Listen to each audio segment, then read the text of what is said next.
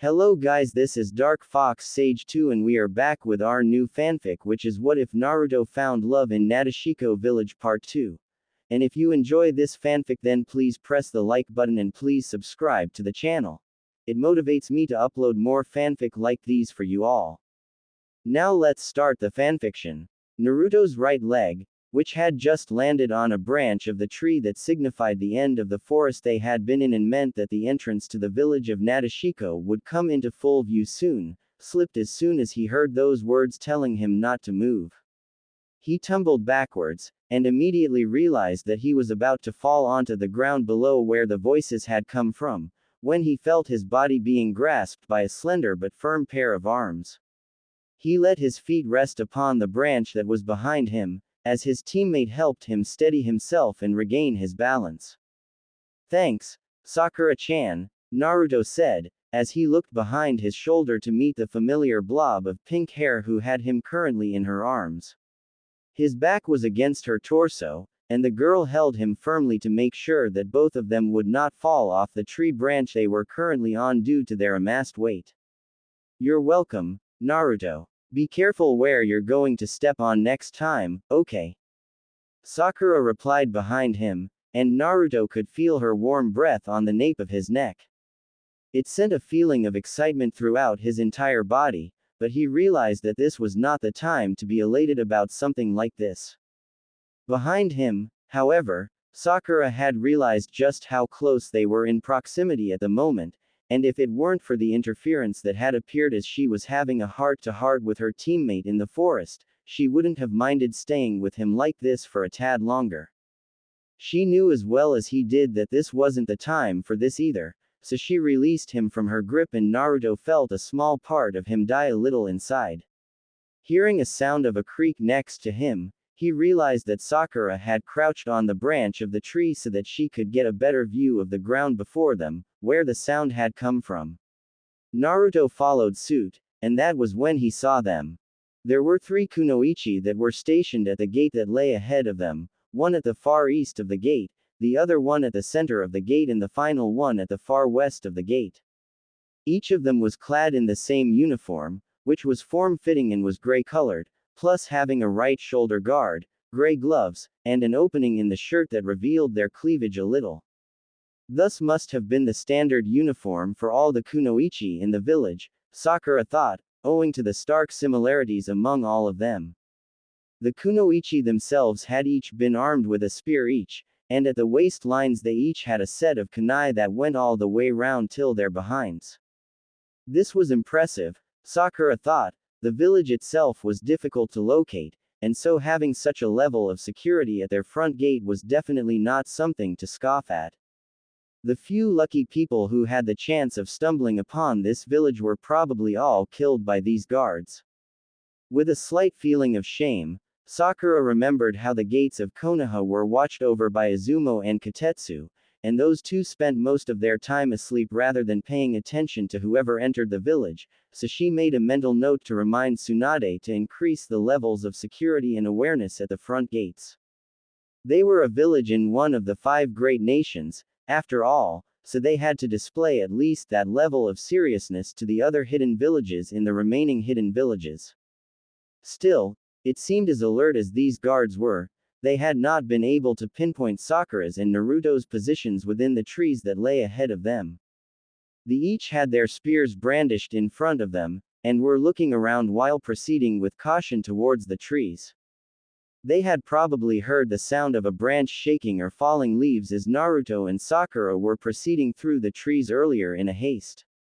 Naruto had barely made it to the edge of the forest when he tripped and nearly fell to the ground, where he would have been in plain view of the 3 guards, but thanks to Sakura's timely save she had managed to stop him from causing a ruckus and creating a complicated situation with the 3 guards. If Naruto had just popped out of the blue in front of the gate, there was a chance that he would be lunged at immediately without a chance to explain himself, so Sakura surmised that they had to do this process as carefully as possible.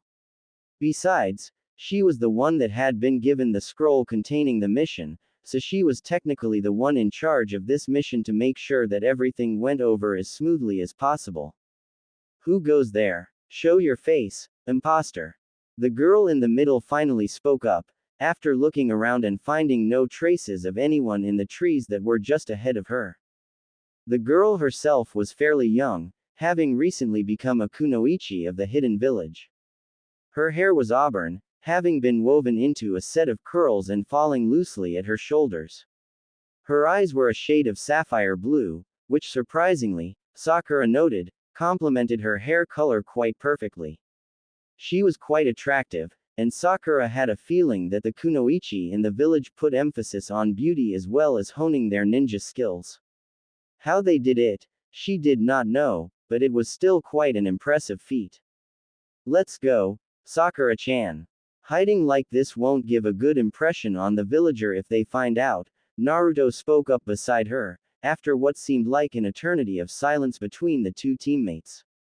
Sakura looked at her teammate sternly, who seemed to have his gaze somewhere beyond the gates of the village, above the wall of the mountain that surrounded it.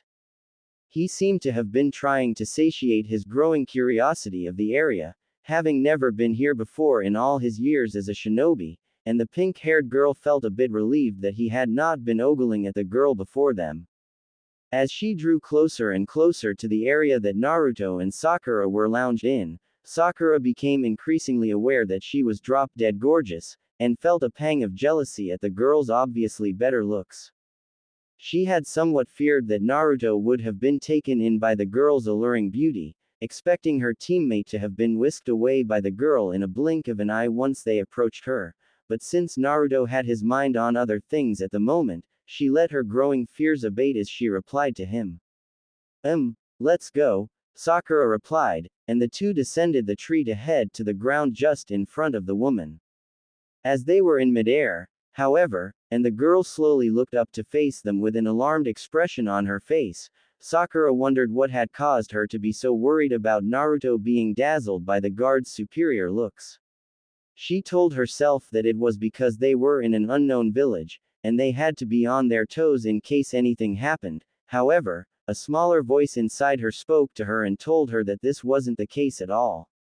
She had no time to ponder over what she had been so worried about, however, as her and her teammate landed on the portion of earth just after the trees. There was a shriek, and the next thing Sakura knew, she had been surrounded by 3 spears that pointed at her in all directions. The auburn-haired girl was in the middle, while her 2 teammates had covered both the right and left sections next to where Naruto and Sakura had landed shortly before.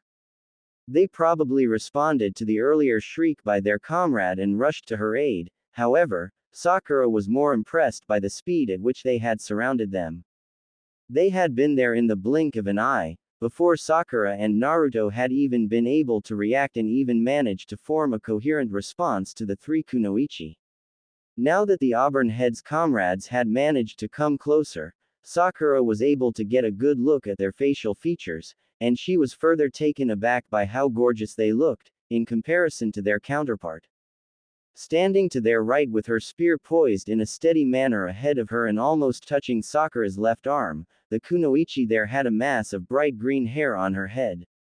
Her hair was wavy, barely touching her shoulders but covering every inch of her scalp perfectly, and she had a set of lime green eyes on her visage.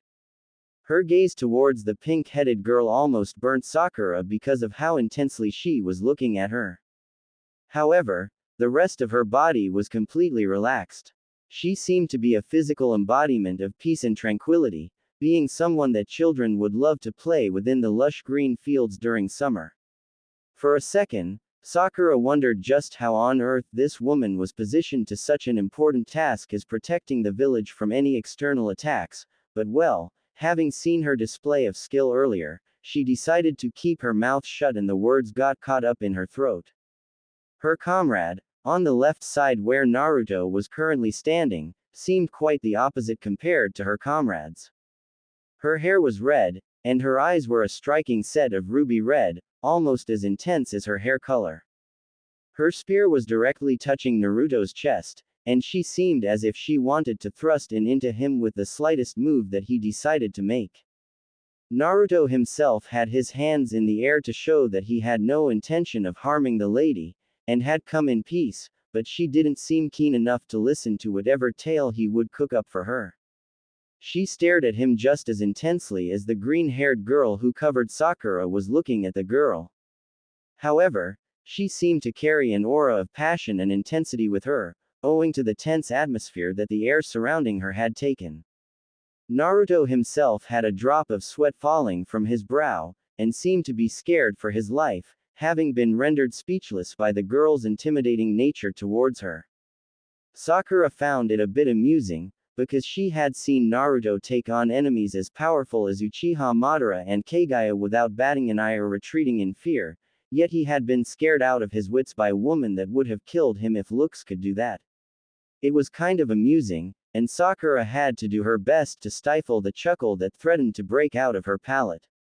However, Sakura soon found her speechless with what happened next. The red-headed girl, who was looking at Naruto as if she was staring into the very depths of his soul, loosened the intensity of her stare, and with that, her spear slowly left Naruto's chest. Her look held a certain sense of recognition, and her comrades immediately looked towards her as if she had gone mad. After placing her spear standing upright next to her, she spoke up, breaking the tense atmosphere that had been around her completely. "Uzumaki Naruto," the girl said, a hint of uncertainty evident in her voice. Ahead of her, the blonde man raised an eyebrow in surprise, and, his arms still hoisted in the air, meekly nodded his head in response. For a moment, Naruto thought that she was confirming his identity so that she could be sure of the name of the man who she had been itching to kill a few moments earlier, and his hair stood on edge all over his body. This did not seem to be the case though, as immediately, she turned to her two comrades and nodded at them. The auburn-haired girl stared at her in disbelief. "No way. Are you sure it's him, Akako?" Sakura noticed that her eyes were beaming as she said this, and her voice was brimming with glee as she lowered her spear away from Naruto and Sakura, midsections. Beside her, the green-haired girl that was calmly keeping watch on Sakura looked towards Akako and Naruto with a hint of displeasure in her eyes, but then she followed suit with her two comrades and lowered her sword too. "Yes, Sanyu-san. I'm afraid Akako is correct. Those whiskers, that blonde mat of hair on his head and those blue eyes of his, plus the Hittite on his forehead. He's from Konoha. There's no mistake, that man is Uzumaki Naruto-sama."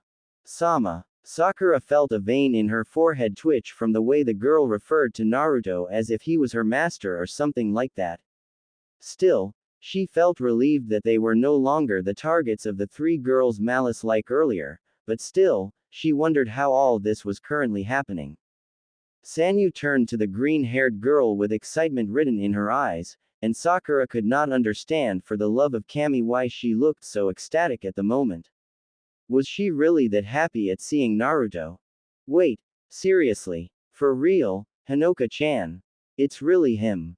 This is amazing. Sanyu exclaimed in bliss, then after breaking her gaze with Hinoka, she stared back at Akako, who was staring at Naruto as if wondering what to do with him.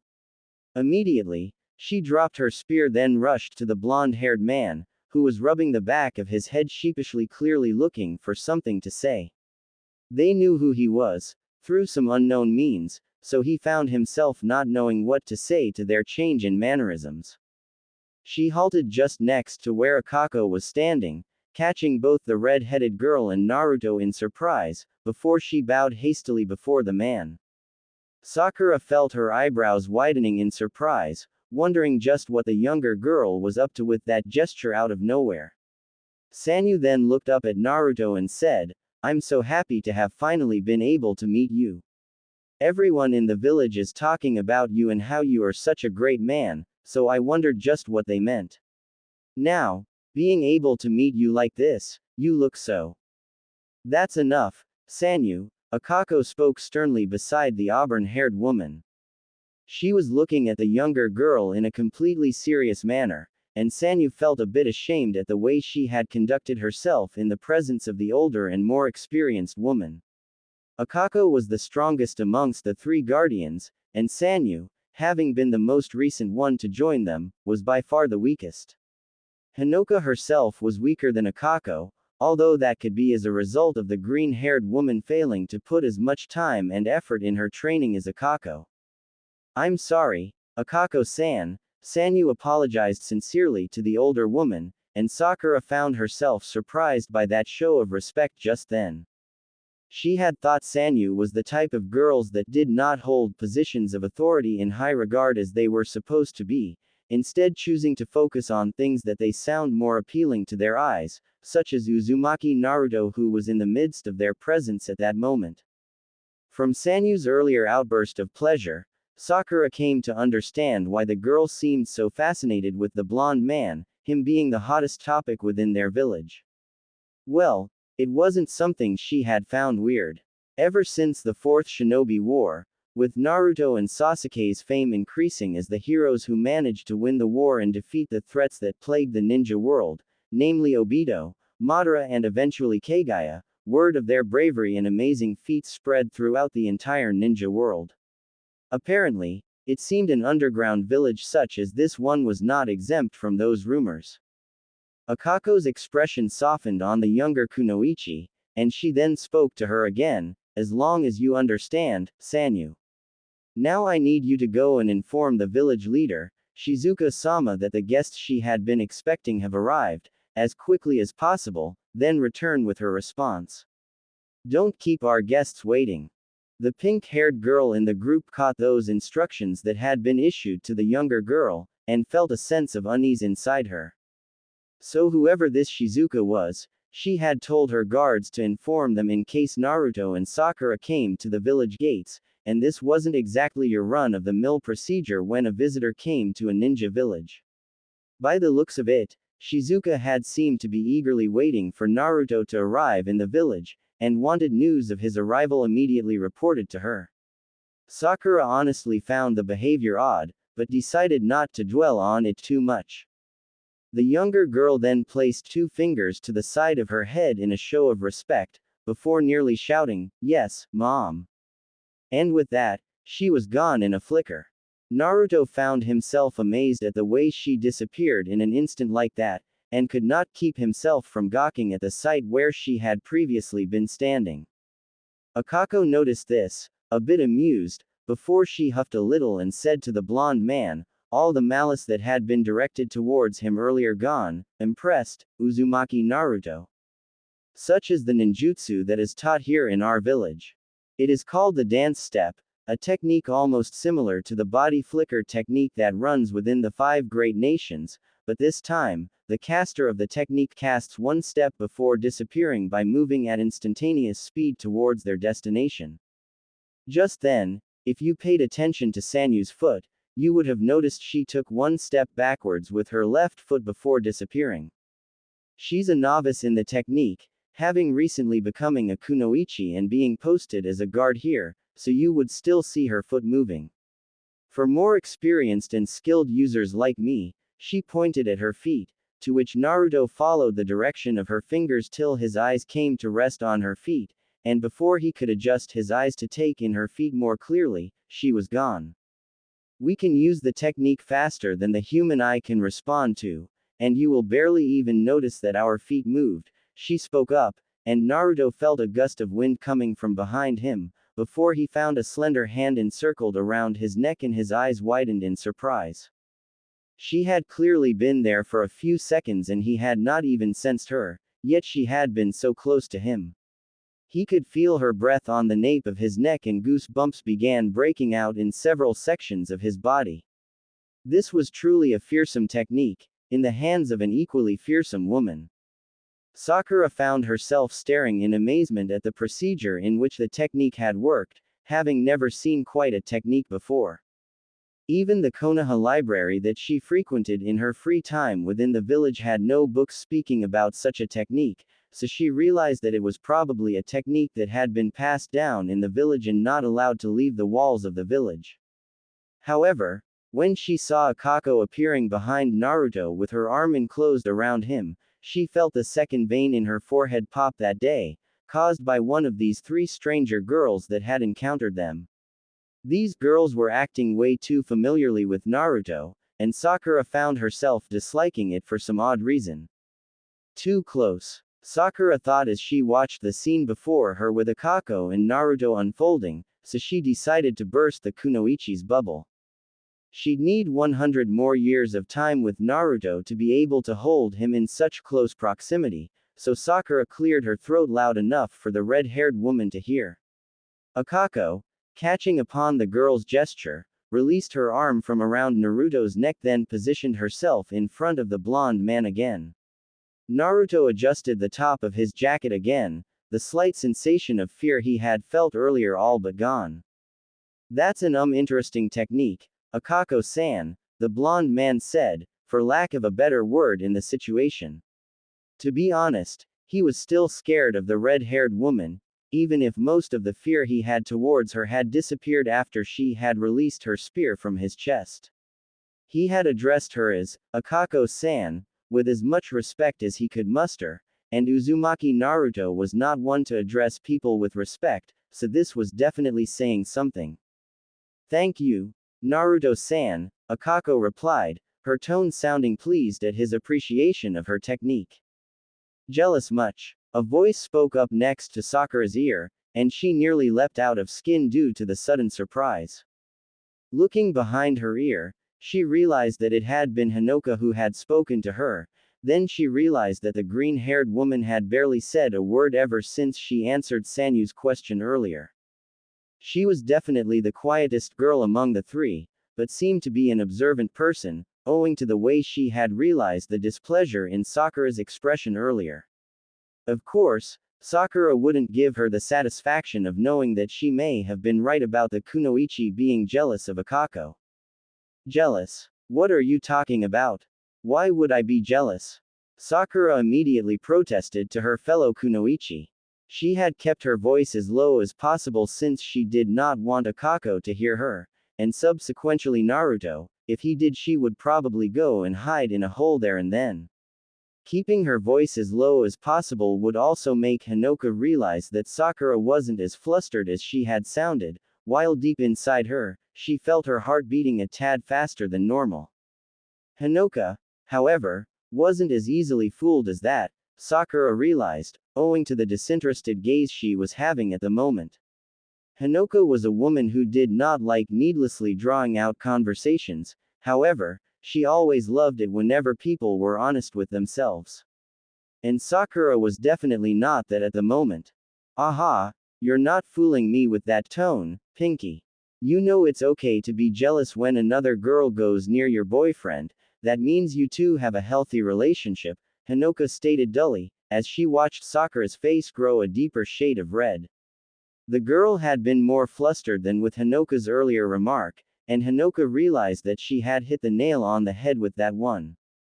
Boyfriend? What, but we're not even dating? Sakura protested, a bit louder this time, and then she held her hand to her mouth. She had been a bit too loud with this sentence, and meekly, she looked behind her to look if Naruto and Akako were looking at her for her completely bizarre statement. To her relief and slight dismay, she noticed that the two of them were engaged in conversation, although it looked as if Akako was the one who was dominating the conversation, owing to Naruto's nervous smile as he listened to her. He still hadn't gotten quite used to her presence yet, Sakura thought, but he was trying as much as possible to be courteous and polite to her as he listened to her talking about what seemed to be the techniques that were passed down through her village, owing to the way she occasionally pointed at her spear as she engaged in conversation with the blonde. Yep. Naruto was that kind of an idiot, Sakura thought. Returning her gaze to the woman that was standing next to her, she saw that the woman had a slightly pleased expression on her visage. It irked Sakura a little, but still a small part of her couldn't help but believe what the woman had said earlier was true. Or rather, she wished it to be true. Oh, not dating then. It's kind of hard for anyone not to see that there is definitely something between you two. And don't give me that whole, we're just friends crap. A lot of people who say that are just plainly lying to themselves because they don't want to accept the truth for fear of being hurt. I think it's better being honest with yourself from the beginning, that way you're able to avoid the emotional roller coaster that comes with running away from your feelings, Hinoka explained matter-of-factly to Sakura, who found herself impressed with the woman's explanations. Little did she know that she and the green-haired beauty had more in common than she originally thought. Hanoko was one of the more emotionally mature women in Nadeshiko village, having taken to spending most of her time in the village in the library where she busied herself with a lot of books. There was a large volume of books to choose from, ranging from ninjutsu to more down-to-earth topics such as flowers and romance. The village of Nadeshiko prided itself in the fact that it could be able to bring up kunoichi that were as strong as they were beautiful, not choosing to sacrifice one over the other. So of course, more feminine topics such as romance had to be addressed within the village. This was an added advantage since it meant that the girls wouldn't be taken advantage of by men who claimed to love them only in name, but when push came to shove they wouldn't be there for them. Hanoko was one of the few women in the village who had excelled in both fields. Sakura opened her mouth to retort to the woman's explanation, but found herself rendered speechless by the utter brilliance of her words. They made perfect sense now that Sakura heard them, and she felt the words reverberating in her mind over and over again, as the truth sunk in her. Hanoko was right about everything, so Sakura found it increasingly difficult to deny what the mature woman was implying about her relationship with Naruto. So tell me, Sakura, what is he to you? Hanoka asked, her voice sounding dangerously calm as she uttered each word. Sakura wished that she could be able to find an answer to that question, but truth be told, she had been wondering the same thing herself for a long time now. Ever since Sasuke had returned to the village and she found she not as eager to spend time with him as she had in the past when she was younger. In fact, most times as she was working in the hospital taking care of the casualties from the war that they had all survived, she found herself growing increasingly curious about her blonde teammate and wondering what he was doing in those moments. Sasuke himself had joined the Anbu together with their master, Hitaki Kakashi, so he was probably on duty 24/7. But with Naruto, things were different. He had finally brought back Sasuke, which had been his goal for a long time now, and Tsunade was still the Hokage, meaning it would still be a long time before he would take on that seat. Even if there were some voices in the village that agreed that the fifth should probably retire soon, Naruto himself wanted Tsunade to live out the rest of her years as village leader before she retired willingly and possibly passed on the mantle to him. Sakura wondered what he was doing in the confines of his room, and sometimes when she was free in her office, she felt the desire to go see him and spend time with him. She missed him, even if he was always there for her at her beck and call. She did not know when she had started feeling this way, but in her gut it bothered her as she was questioning just what her status was with her longtime friend. Well, the thing is, Sakura started, unsure of herself, of what answer would escape her lips. In the past, she would have probably butted heads with Hanoka for what she would deem as interfering in her own personal business, but Sakura felt as if she genuinely needed this so that she could resolve this particular nagging issue regarding her life. She had felt like she had wanted someone to push her towards making this decision, answering this question, since Naruto himself was too kind and too selfless of a person to ask about what he was to her. As long as she was happy, that was all that mattered to him, and Sakura felt her heart grow warmer with affection towards her blonde teammate. And more so, she felt grateful towards the green-haired girl, for pushing her towards the right direction without confronting her directly or meddling in her business. Hanoka looked at Sakura pensively, awaiting the answer that would escape the girl's mouth, even if she had a feeling what she would say, when there was a sudden gust of wind and a third person appeared in the midst of the two pairs of people there. Said girl was hunched over with her hands on her waist, then when she got up from her crouched position on the ground, throwing her auburn hair backwards with the wind, Sanyu's face came into view. She was breathing a bit heavily, clearly exhausted from using the dance step twice to go back and forth from the village head's office, but slowly placed her hand on her chest as she regained her breath. Welcome back. Were you successful? Akako asked the girl, once she had managed to steady her breathing and relieve some of her exhaustion. Yes, Akako-san. Shizuka-sama says that Naruto-kun and Sakura-san are to go to her office immediately for immediate debriefing of their mission, Sanyu explained, with her hand raised towards her forehead as she had earlier before she had exited to go deliver the news to Shizuka.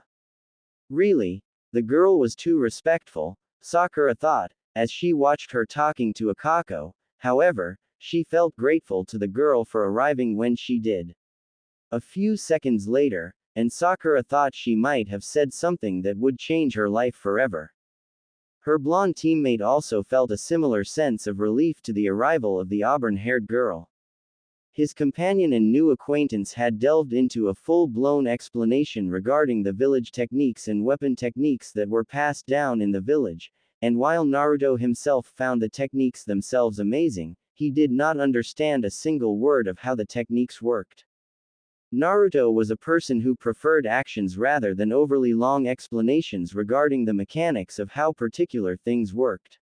If Akako was actually demonstrating the techniques to him as she had with the dance step, Naruto would have probably taken a huge liking to the woman and wished to be taken as her number one student. The two Team 7 teammates walked simultaneously towards the village gate, awaiting Sanyu's guidance and escort on how to arrive at the office where they would meet with the issuer of the mission that they were currently on, when Sanyu immediately stepped before the two of them, waving her hands frantically. The blonde and pink-headed girl stopped, perplexed at the younger girl's sudden action, and Naruto's previously relieved expression turned into one of confusion. Beside him, Sakura folded her arms on her chest in exasperation, wondering what it was that had stood in their way this time. They had been delayed too long already. Any more time wasted would probably not be taken kindly by Tsunade. What is it, Sanyu-san? Naruto asked politely, his tone of voice lighter than what he had earlier as he was talking to Akako.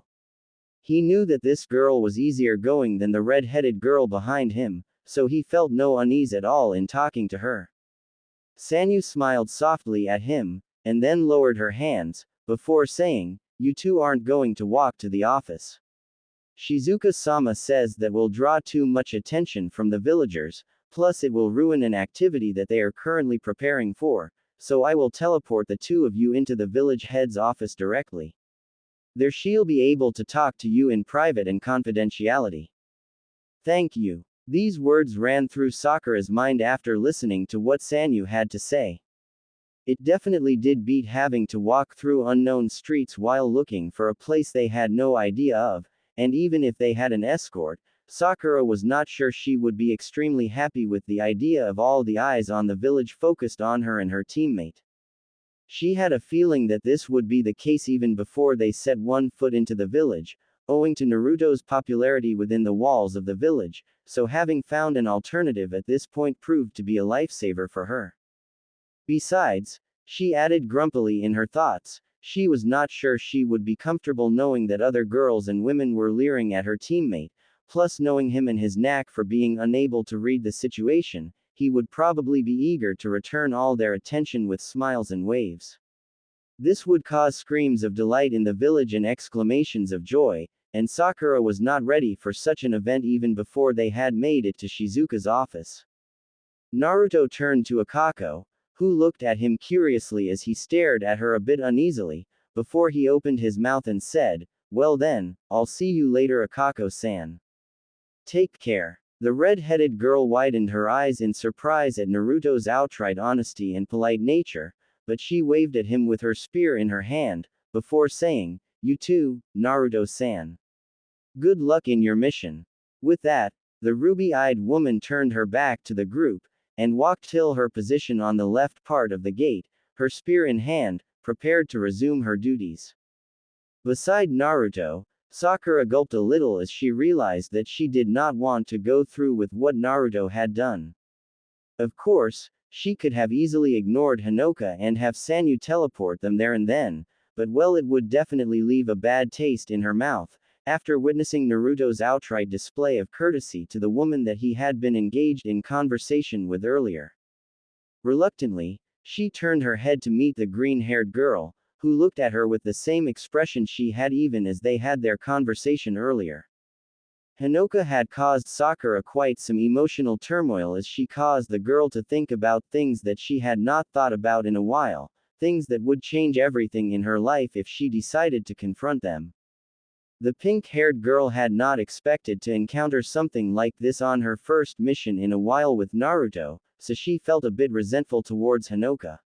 Still, that did not stop her from managing to smile at the woman, with all the honesty she could muster, and said, "Well, then, this is it, Hinoka. I'll be going now." The green-haired woman smiled at her in return, a bit surprised that the girl did not use honorifics with her name even after referring to her with it for the first time since they made their encounter. Still, she could not be bothered less. She didn't particularly care whether people addressed her with respect or not, viewing such a matter as mundane, so she replied to Sakura, "Sure thing, Pinky.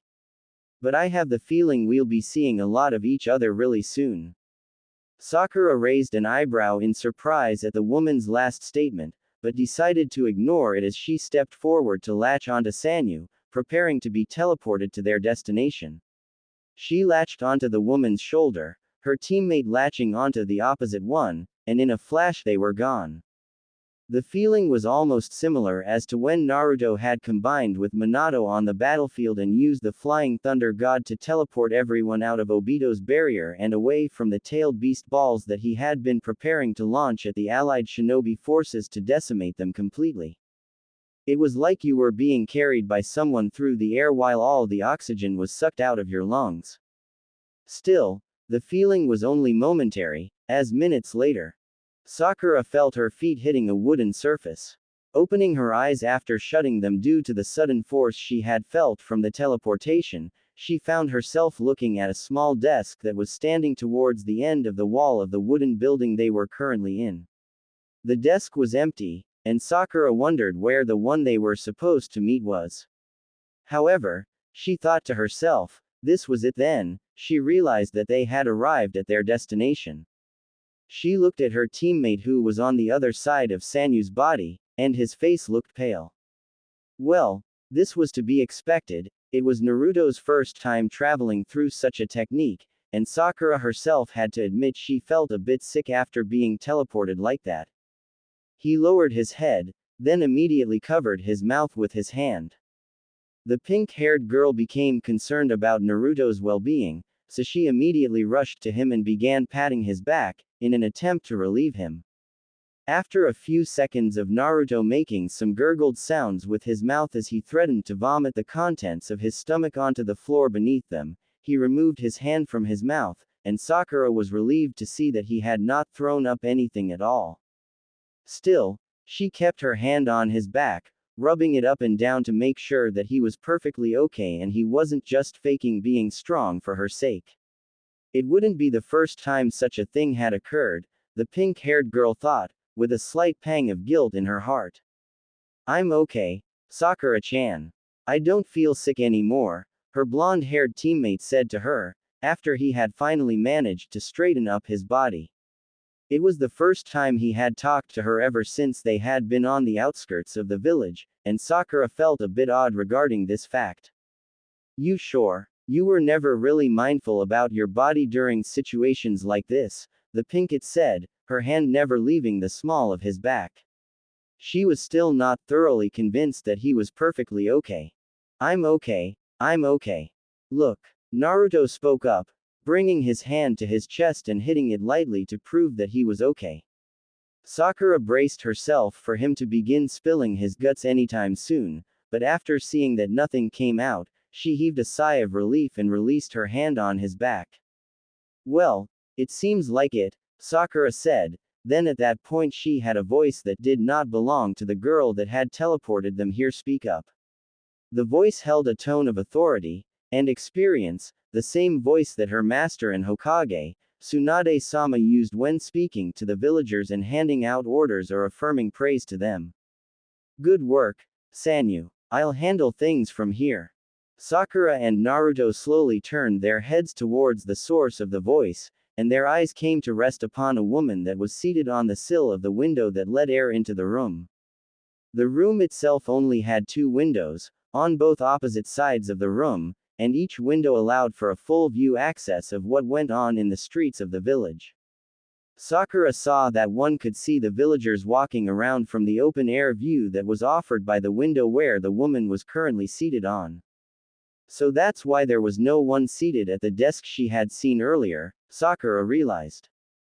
The dark-haired woman, whose hair was swaying with the wind from the window she was seated at, slowly turned her head, and like that, emerald eyes met emerald eyes, and finally, Haruno Sakura had come face to face with the person she had been eager to meet ever since she heard her name mentioned in Tsunade's office.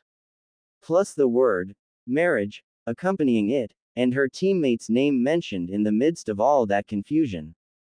Shizuka herself was quite an attractive woman, but being the epitome of beauty as she was in the village, she did not like confining herself to her desk all day and handle tedious documents. Sometimes, she loved taking a seat at the window sill, where she would have a full view of the villagers and whatever activities they were in. Surprisingly, this helped her to settle down more within the office and carry out her duties more diligently, since seeing the villagers bubbling with joy and bursting with life managed to make her happy. After she had accepted her title as village leader fully and decided not to run away from what she truly wanted to do, thanks to her encounter with a certain blonde boy, Shizuka had truly come to appreciate what a beautiful thing it was to live, and to be alive. She would forever be grateful to Uzumaki Naruto for handing her a new lease on life, and with that the ability to enjoy it to the fullest. So it was with that feeling of joy in her heart, both from seeing the villagers going on with their lives as peacefully as they had always done, and from seeing the man that had made it all possible, that she got off the window sill she had been seated on, and walked towards Naruto. Naruto was a bit surprised to see her walking towards him, but as soon as she had reached him and spread her arms wide, did Sakura finally understand what she was planning to do. The dark-haired woman wrapped Naruto in a hug. Her arms encircled his bigger, firmer ones and enclosed themselves at his back, and Shizuka pressed her head to Naruto's chest, in a position where she could hear his erratic heartbeat. Sakura was astonished at this display of affection, and as she could see the woman's face since she had turned her head in order to have her ear next to Naruto's heart, Sakura realized that she had a smile on her face. She looked so happy being in that moment, that time with the blonde boy in her arms, and Sakura felt a crushing sense of defeat in her heart. Shizuka seemed to care for Naruto almost as much as Sakura did, and was not afraid to show him just how much she had missed him ever since they had parted ways on that port all those years ago. However, Naruto found he lost for words the umpteenth time that day. First there was the situation with Akako at the village gates, and now there was this. As the shorter, dark-haired woman wrapped her hands around him, Naruto found him unable to find a way through which he could respond to this action. Well, true enough, he had been hugged before unexpectedly by a girl, none other than the apple of his eye, who was in that room with him at that very moment, but at that time, he had found himself lost for words and his eyes widened in surprise as he was finally receiving a hug from the girl of his dreams, who he had dreamed of hugging ever since the first time he had laid eyes on her all those years ago in the academy. She had hugged him so tenderly after first punching him for being too reckless after his fight with the Akatsuki leader, Pain, and Naruto awkwardly let his arms flay freely on his sides as he found himself unable to respond. Thinking about it now, he had never quite asked Sakura why she had chosen to hug him there and what she meant by that. Now, here in the present, he had been met by an equally appalling situation, finding himself in the arms of a woman that he had encountered by accident all those years ago on an island that they had gotten off to restock on supplies. True enough, he had disliked the woman's approach on how she was supposed to handle her life by living by the rules of the village that she did not even like herself, but after being able to talk sense into the woman, he had come to take a liking to her and found himself not minding meeting her once more in his life. This was it then, Naruto thought, he had probably been given another chance to encounter his acquaintance from back then, but still, he did not understand why she had chosen to hug him. So Naruto let his arms remain enclosed in Shizuka's embrace, and smiled brightly at the woman, who had looked up into his blue eyes and found him staring back at her warmly. This caused Shizuka to further melt into her bubble of happiness, and she realized that she would probably not mind staying like that for a longer period of time. Reality can be quite harsh though.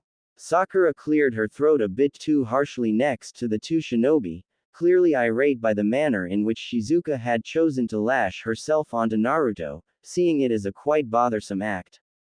However, she found herself smiling inwardly at the fact that Naruto had not responded to her hug in any manner, or even chosen to comment anything about it. Somehow this made her feel a bit better since she thought that there was nothing more between Naruto and Shizuka than mere friendship.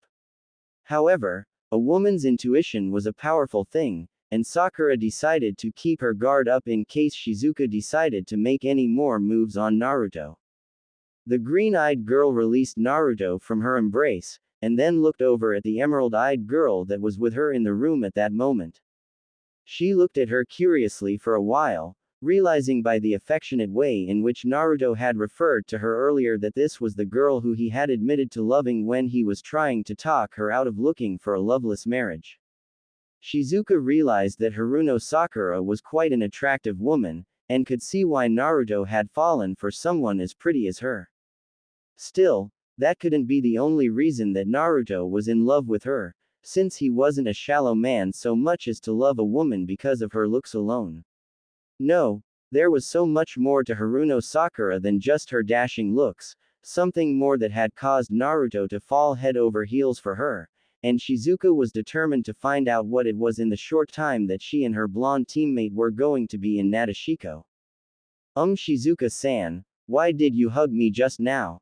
The blonde man asked the dark-haired woman, effectively breaking the tension that was present in the air, having been caused by Sakura and Shizuka's fateful encounter. Naruto did this out of curiosity more than anything else. True to his usual airheadedness, he had not noticed the atmosphere that was currently between his pink-haired teammate and the dark-haired girl who he had come across after all that time away from her.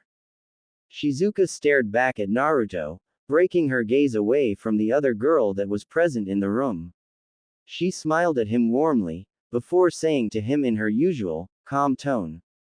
Well, Naruto, that hug just now was a sign of me accepting you into the village. The kunoichi of Nadeshiko have had a long tradition of welcoming the men that we accepted and had come to acknowledge into the village by embracing them warmly. Before anything else, of course, she finished her explanation with her face expressing the happiness she was experiencing at that moment. Sakura raised an eyebrow at this, before thinking, aha, really now?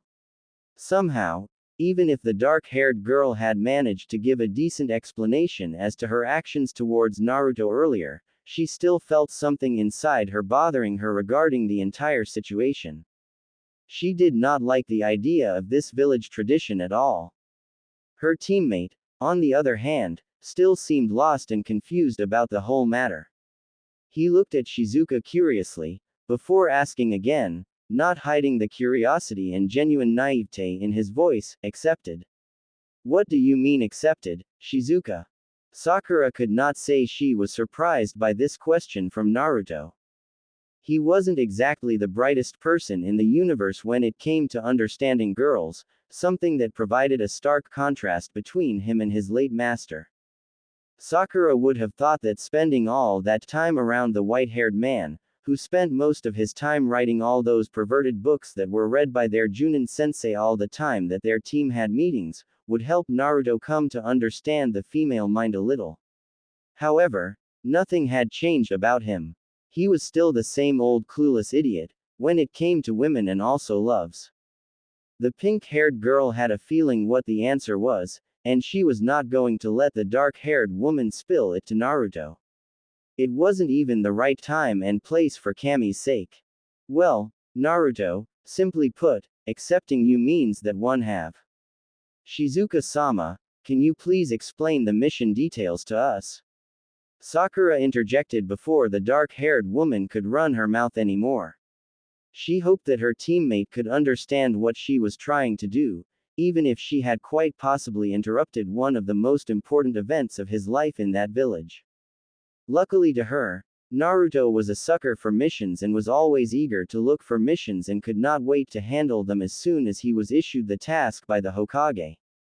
The blond man hit his fist on his hand in remembrance, then said, "Oh," before looking at the dark-haired woman, his eyes shining with excitement. Then he said to her, in a cheerful voice, "Yeah, Shizuka-san, what's the mission? I'm dying to get one after being bummed for so long." The dark-haired girl clicked her tongue silently, to ensure Naruto would not catch on her disappointment after she had been interrupted while she was in the midst of something important. She mentally cursed at the pink-haired girl for her untimely interruption, but as she turned back to head to her desk, she had a feeling that there would be plenty more chances like this, so bidding her time and doing it again would not be too bad. After all, Uzumaki Naruto would be with her for quite a while. Shizuka took the scroll that was lying on her desk, unsealed it, and then unfolded it to begin reading the specifics of the mission that she had requested of the two. Uzumaki Naruto and Haruno Sakura, your mission this time is to spend an entire week in Nadeshiko, away from your home village, and enjoy yourselves as much as possible while having your stay with us. The silence that followed after this statement was deafening.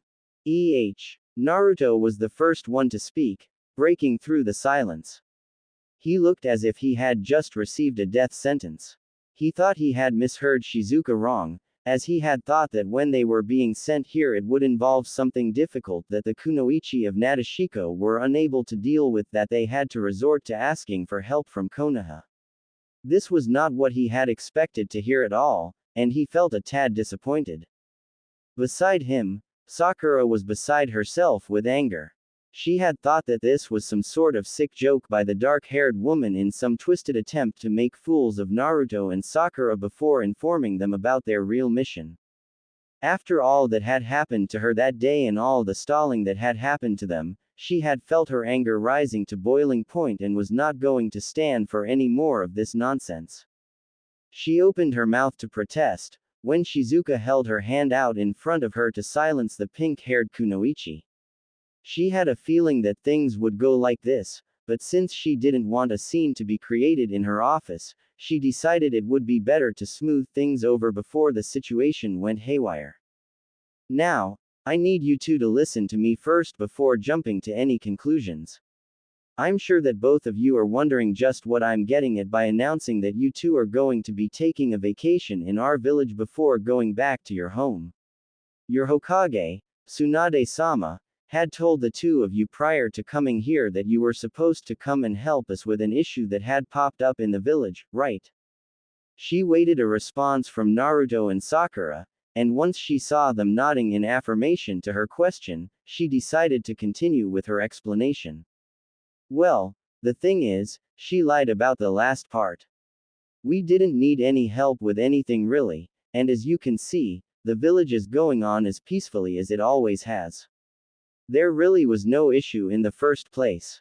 Sakura felt her heart sink in her chest, a slight feeling of betrayal from her master having been the cause. Of course, there was no reason for Shizuka to lie about this fact.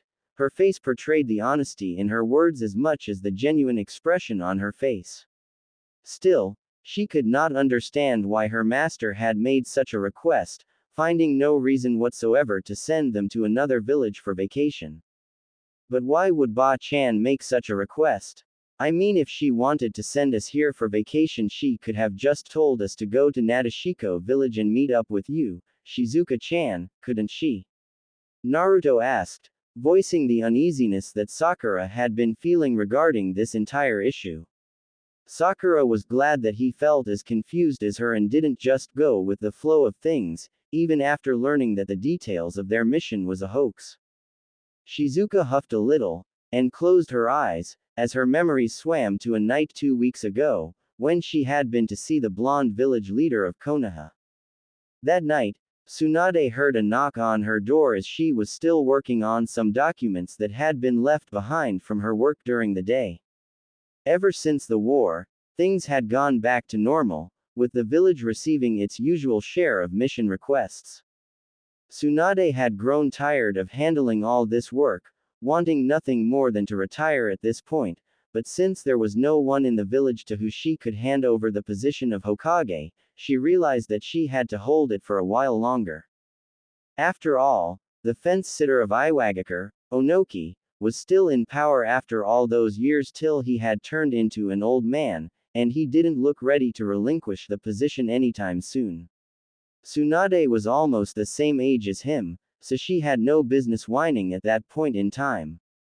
She heard a knock on her window, and was startled. The only person who ever arrived at her office in that manner was her deceased teammate, Jiraiya. Shizune had been sent off early by the Hokage, insisting that she would only be in the office for a while longer before setting off for the night.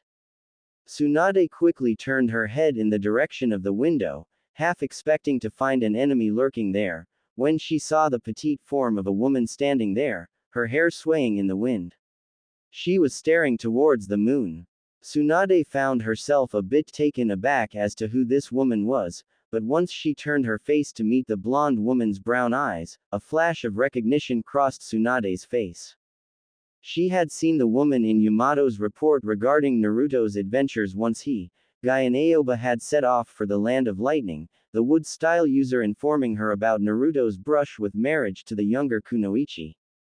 However, according to Yamato, things had smoothened out between Naruto and Shizuka, so Tsunade found herself wondering why the dark-haired woman had decided to pop up at this point in time.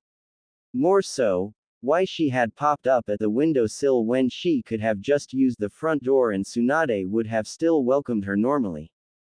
The blonde woman opened her windowsill, allowing for the younger Kunoichi letting her into the room. She guided herself to the opposite side of the Hokage's desk, and after looking back at the older woman to approve of her making herself comfortable, to which Tsunade nodded, she sat down, facing the blonde woman. Tsunade returned to her seat, then after sitting back again, placed her elbows on the desk to face the older woman. Shizuka, who had her hands on her lap, was the first one of the two to speak up. I'm sorry to have appeared like this and on such short notice. I'm assuming that you received a report about me from your shinobi once they had returned, so I hope you'll allow me to skip the introduction part. I did not want to appear from your front gates since I did not want to draw attention to myself.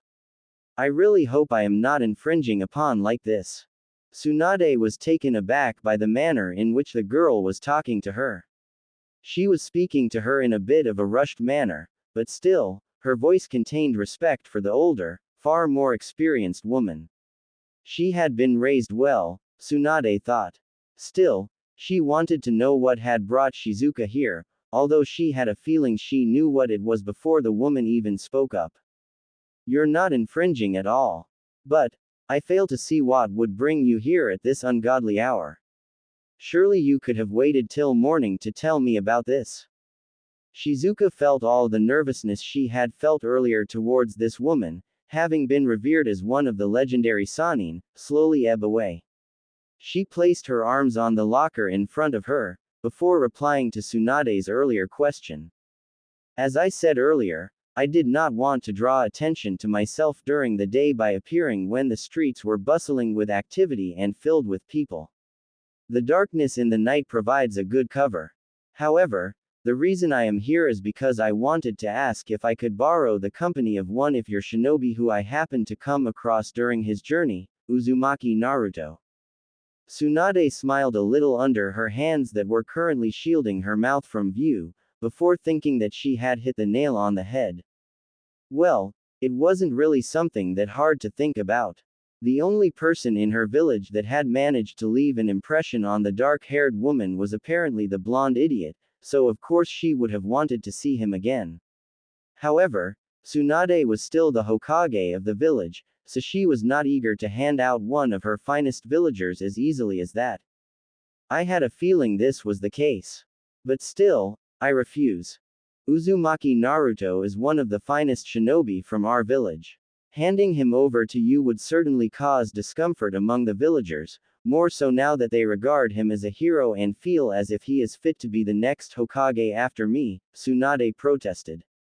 She understood where the dark-haired woman was coming from, but still, she couldn't let go of one of her own as easily as that. She had come to see Naruto as her own grandchild, just as much as Jiraiya had to. Of course it wouldn't be this easy, Shizuka thought, as she listened to the Hokage's denial of her request. However, she was also quite a determined girl herself, and would not allow herself to return to her village empty-handed. Not after making this trip here, so she had to do her best to make the Hokage see her line of thought. I understand what you mean, Hokage-san. However, I really want him to come and spend time at our village for a week. I'm sure you listened to the entire story that happened between his master and mine, plus how it passed on to us. Naruto managed to talk me out of following a village practice I wasn't happy with following, and made me resolve to become stronger for my people and also so that I would be able to find someone I would be happy with so that I would marry them. While I haven't been successful with finding a man with whom I would wish to spend the rest of my life with, I have done my best as the village leader of Nadeshiko. The women and girls alike in my village look happier and full of life nowadays, and that is due to the way I changed my methods of ruling over my people. I have Uzumaki Naruto to thank for that. So please, Shizuka then proceeded to lower her head before the Hokage, something that caused the blonde woman to widen her eyes in surprise. She had not thought that Shizuka was this serious about the issue, but seeing her gesture at that point, she was dead serious about having Naruto come see her at the village, allow him to come and spend time in our village. He will be able to relax and enjoy himself in the midst of our kunoichi. I want him to come and see just how much I've changed, and to give him a proper thank you for enabling me to have this new lease on life. I implore you of this. The dark-haired woman finished her request, with her head still lowered in her plea for the Hokage to heed her request. Tsunade sat on her chair, keeping her gaze affixed on the younger kunoichi and pondering over her request. Well, she couldn't just dismiss her cold-heartedly after that honest display of her emotions. Thinking back now, Tsunade realized that her favorite blonde ninja had been quite bored ever since the end of the war, since he didn't get as many chances to leave the village as before on S-class missions or even A-class mission. He usually spent most of his days shut in his house asleep, while the rest of his teammates were caught up in their daily activities. He occasionally left the house from time to time, but this was only to get ramen from the shop and stock up on his fridge supply. Once that was done, he would then disappear from the streets of Konoha and confine himself to the comforts of his house. It was quite a bland and boring way to live, Tsunade realized, and maybe, what the younger shinobi needed right now was a change of pace, a break from the usual village patterns that he had already grown accustomed to ages ago. Shizuka's offer certainly offered what Tsunade thought Naruto needed at the moment, so the blonde woman made her decision. Raise your head, Shizuka. We are both village leaders, there is no need for you to lower your head in my presence while making a request, Tsunade spoke up firmly to the dark-haired woman. Shizuka did as she was asked, and once her green eyes met the brown eyes that were ahead of her, she had hoped that the woman would give her a favorable answer this time round. Well, you certainly do bring forward a strong case, I have to admit. So I will allow you to borrow Uzumaki Naruto for a while. I feel as if he needs this at the moment, just to break him out of the bored cycle he has been living in for a while now, Tsunade replied, and after catching the wisp of a smile that had appeared on Shizuka's face, she continued, however, I have two conditions that need to be met before I can allow him to go on this mission. Shizuka raised an eyebrow in curiosity, wondering just what the Hokage would ask of her. Still, she needed to get through this if she wanted any chance of being with the blonde ninja, so she asked Tsunade, what conditions are these that need to be met, Hokage-sama? Tsunade cast her gaze downwards, cleared her throat, before saying, first on no account is Naruto to learn about the specifics of the mission before he arrives at your office. This means that you are to ensure that whatever kunoichi Naruto comes across from your village does not reveal to him the true nature of this mission. Of course, I myself will not reveal the truth about this mission to him. I will instead tell him that an issue cropped up in your village and that I am sending him over in order to assist you.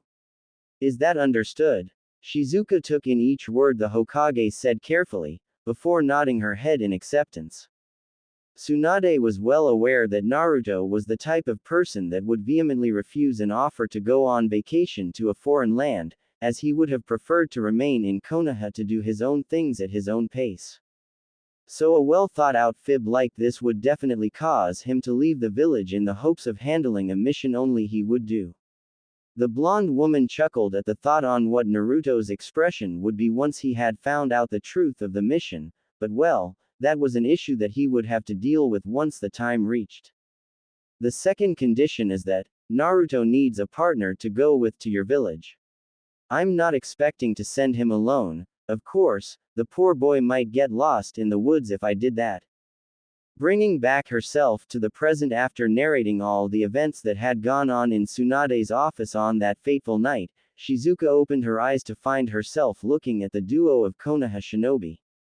Sakura was gritting her teeth in irritation, while Naruto was scratching his hair in frustration. Well, in a sense they had both been duped, so their reactions were understandable. That damned old woman, Naruto exclaimed while still running his hands through his mat of blonde hair. Well, Tsunade had been right about him not accepting the mission otherwise, so this had been a really effective method of getting him off his ass on the village. Still, he could not say that he found the idea of a vacation unwelcome. He had been dying to try out something new ever since things had gone back to normal in the village, so the chance had presented itself with this vacation. Besides, it would be a waste of time and energy returning to the village after they had just reached Nadeshiko, so staying here for a while was actually a pretty good idea. He removed his hands from his head and stared back at Shizuka, his expression a tad relaxed than it had been earlier in the office, and Shizuka was glad to see that he was not opposed to the idea at all, and, to a small extent, that he had not resented her for duping him into leaving his village. Sakura, on the other hand, was tapping a finger slowly on her elbow while her arms remained crossed at her chest. All the confusion she had been feeling earlier from the circumstances that had landed them into this scenario had all gone away, but still, she felt a bit irate at the fact that her master couldn't trust her to tell her regarding the mission specifics in private, since she could have done a perfect job of keeping the secret from Naruto.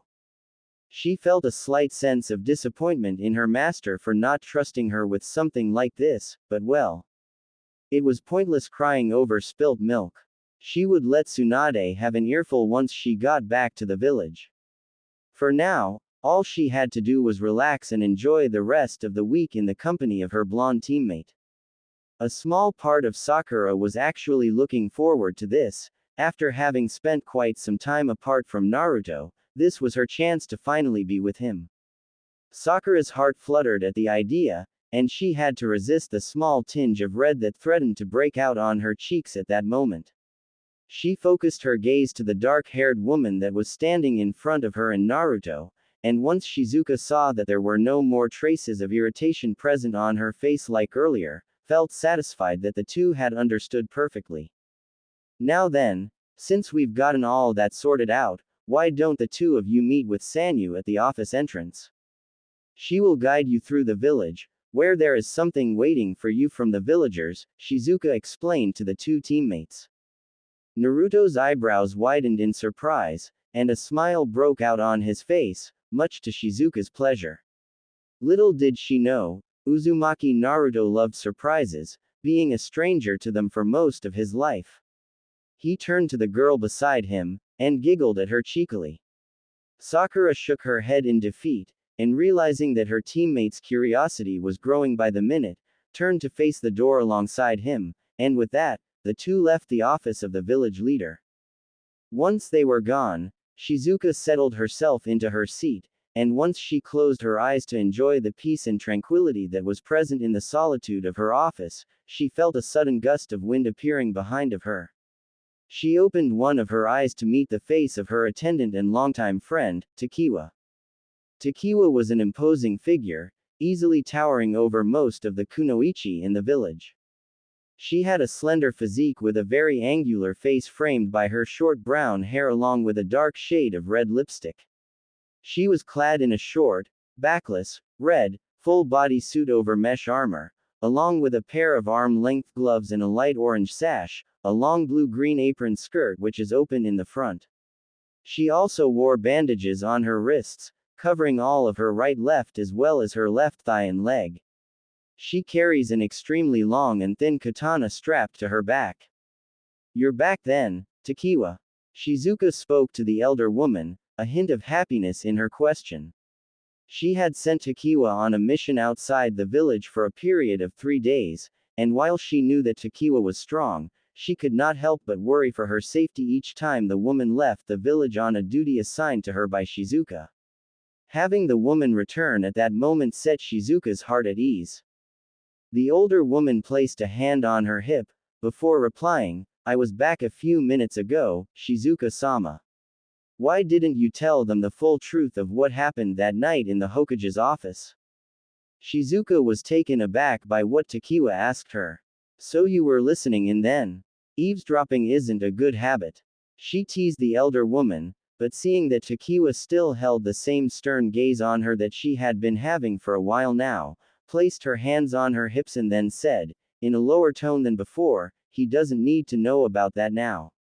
If he did it would probably make him resent me, and knowing that would break my heart. He will learn when the time is right." "And when will the time be right?" Takiwa exclaimed, a hint of annoyance present in her voice. She had clearly not been pleased by what Shizuka had done earlier, and intended for her to set things straight as soon as possible. The dark-haired woman closed her one open eye again, her memories drifting to that night in the Hokage's office not so long ago. Shizuka nodded in response to the Hokage's second request, having in her mind a faint idea of who Tsunade would send on that mission with Naruto. However, she was still pleased that she had been successful in what she had come here to do, so she prepared herself to get up and leave the Hokage's office. "Wait." Tsunade spoke up to the dark-haired woman, as she had gotten wind that she was preparing to exit the office. The blonde woman wasn't quite done with Shizuka yet, and she wanted to confirm something from Shizuka. "Is there something else left, Hokage-sama?" Shizuka asked, uncertain of what the older woman was going to say to her now. "Yes, and it has to do with what brought you here tonight. While I believe as much as you said that you want to spend time with Naruto in your village as part of a chance for him to rest and have a taste of fresh air, I find it difficult to believe that is the only reason that brought you here today. Am I right?" Tsunade questioned the woman, keeping her eyes fixed to Shizuka's expression. Something had not been sitting right with her all this time, ever since the dark-haired woman explained her reasons for having Naruto over at her village, and the Hokage was intending to get to the bottom of it. Shizuka's eyes widened in surprise as she listened to the Hokage's query. Well, she had to hand it to the medical ninja, she had not expected to keep it hidden from her for long. More like, she was going to inform the Hokage once she had successfully managed to accomplish what she had on her mind for a while now. Still, now that the Hokage had managed to see through her ruse, there was no point of keeping it hidden any longer, so Shizuka decided to spill the beans. "I wasn't exactly planning to keep it hidden from you, Hokage-sama. But the matter itself is quite sensitive, in a matter of speaking," Shizuka said, and after looking at the Hokage, who looked all ears ready to listen to her explanation, decided to continue. "The truth is, after the recent events of the Fourth Ninja War, Uzumaki Naruto's fame has grown as the hero who saved the shinobi world, and of course our village was not spared from these tales of his glory. News of my encounter with him also reached the villagers' ears, and since the general reception that was received was that Naruto was a really nice person, who also had his fair share of looks, most of the women in the village have developed, as I would put it, affections for the blonde man." Tsunade's eyebrow rose in surprise, but since it all made sense to her, she decided not to question the issue too much. Allowing Shizuka to continue her explanation, so that she could see where she was going with this, as she did not seem as if she was quite done yet. I have to also admit that I myself have found myself enchanted by Uzumaki Naruto, and I think about him more than I probably should. After days and days of this happening, and the general talk about him in the village, I have come to a conclusion that I would love to spend a lot of time with him, possibly for the rest of my life. So I have come to you seeking Uzumaki Naruto's hand in marriage, and since I am sure that most of the kunoichi in our village feel the same way I do, the 1 week rest period offers a chance for me to win him over and make him mine, Shizuka concluded her explanation. Her expression had remained the same, stoic one she always donned as she had begun revealing her desire and wish to the Hokage. Tsunade was quite astonished with the honest manner in which Shizuka had brought her case forward to the Hokage, and had to admit she was amazed at her straightforward nature and how she was not afraid to say what she really wanted. However, something baffled her about this. Ever since she had met the blonde loudmouthed ninja all those years ago in that town, never had she believed that any girl would come seeking his hand in marriage. Tsunade was well aware that Naruto loved Sakura deeply, owing to that time in the hospital where he had seen Sakura embrace Sasuke, and the hurt expression on his face was all that Tsunade needed to know that he felt very strongly about the pink-haired girl. She had the impression that Naruto would always love Sakura, no matter what other shows of affections he received from other girls. Still, Tsunade found herself being amused by this entire situation that she giggled a little, suppressing the laughter that threatened to break out and alert the shinobi walking outside anyway. It was sort of ridiculous that if she did not have an idea of what the dark-haired girl was like, she would have dismissed what she had said earlier as a really bad joke. However, she knew Shizuka was not the type to joke about something as serious as marriage, owing to the young girl's terrible ordeal with love in the past. Shizuka stared at the older woman as she giggled, while keeping her remarks to herself, as she awaited the older woman's response. Once Tsunade had managed to regain her composure, and was able to look at the dark-haired woman seriously again, she said, "It might be impossible, you know. Naruto already has a girl who he has devoted himself to, although I'm sure you may have an idea of this already." Memories of her conversation with Naruto in that valley surfaced in Shizuka's mind, but nonetheless she clenched her fist and said in response, "I am well aware of the fact that Naruto loves Sakura, but still, I'm not going to change my mind. If there was one thing I learned from him, it was that you should always try your hardest to win over the one you loved, regardless of whether they held affections for someone else or not." Tsunade found herself impressed by the girl's answer, and found she nearly conceding defeat in that matter. However, at that moment, an idea flashed in her mind, and she grinned as she thought of something interesting. She decided to voice her offer to the dark-haired woman, hoping that she had a penchant for participating in bets. "Okay, I'll make a bet with you on this matter." "A bet? Tsunade-sama. What are we placing bets on, if I may ask?" Shizuka asked curiously again. "The period of time is the 1 week allotted for the vacation. If, and only if, you manage to win over Naruto in that 1 week and make him fall head over heels for you, I'll allow you to marry him, as you wish." Tsunade explained, and the bright glint she got in the younger kunoichi's eyes just then was all the confirmation she needed to know that Shizuka was okay with going through with this bet. Still, that did not stop the Nadeshiko village head from asking the next rational question anyone would ask in this situation. "And if I fail to win him over?"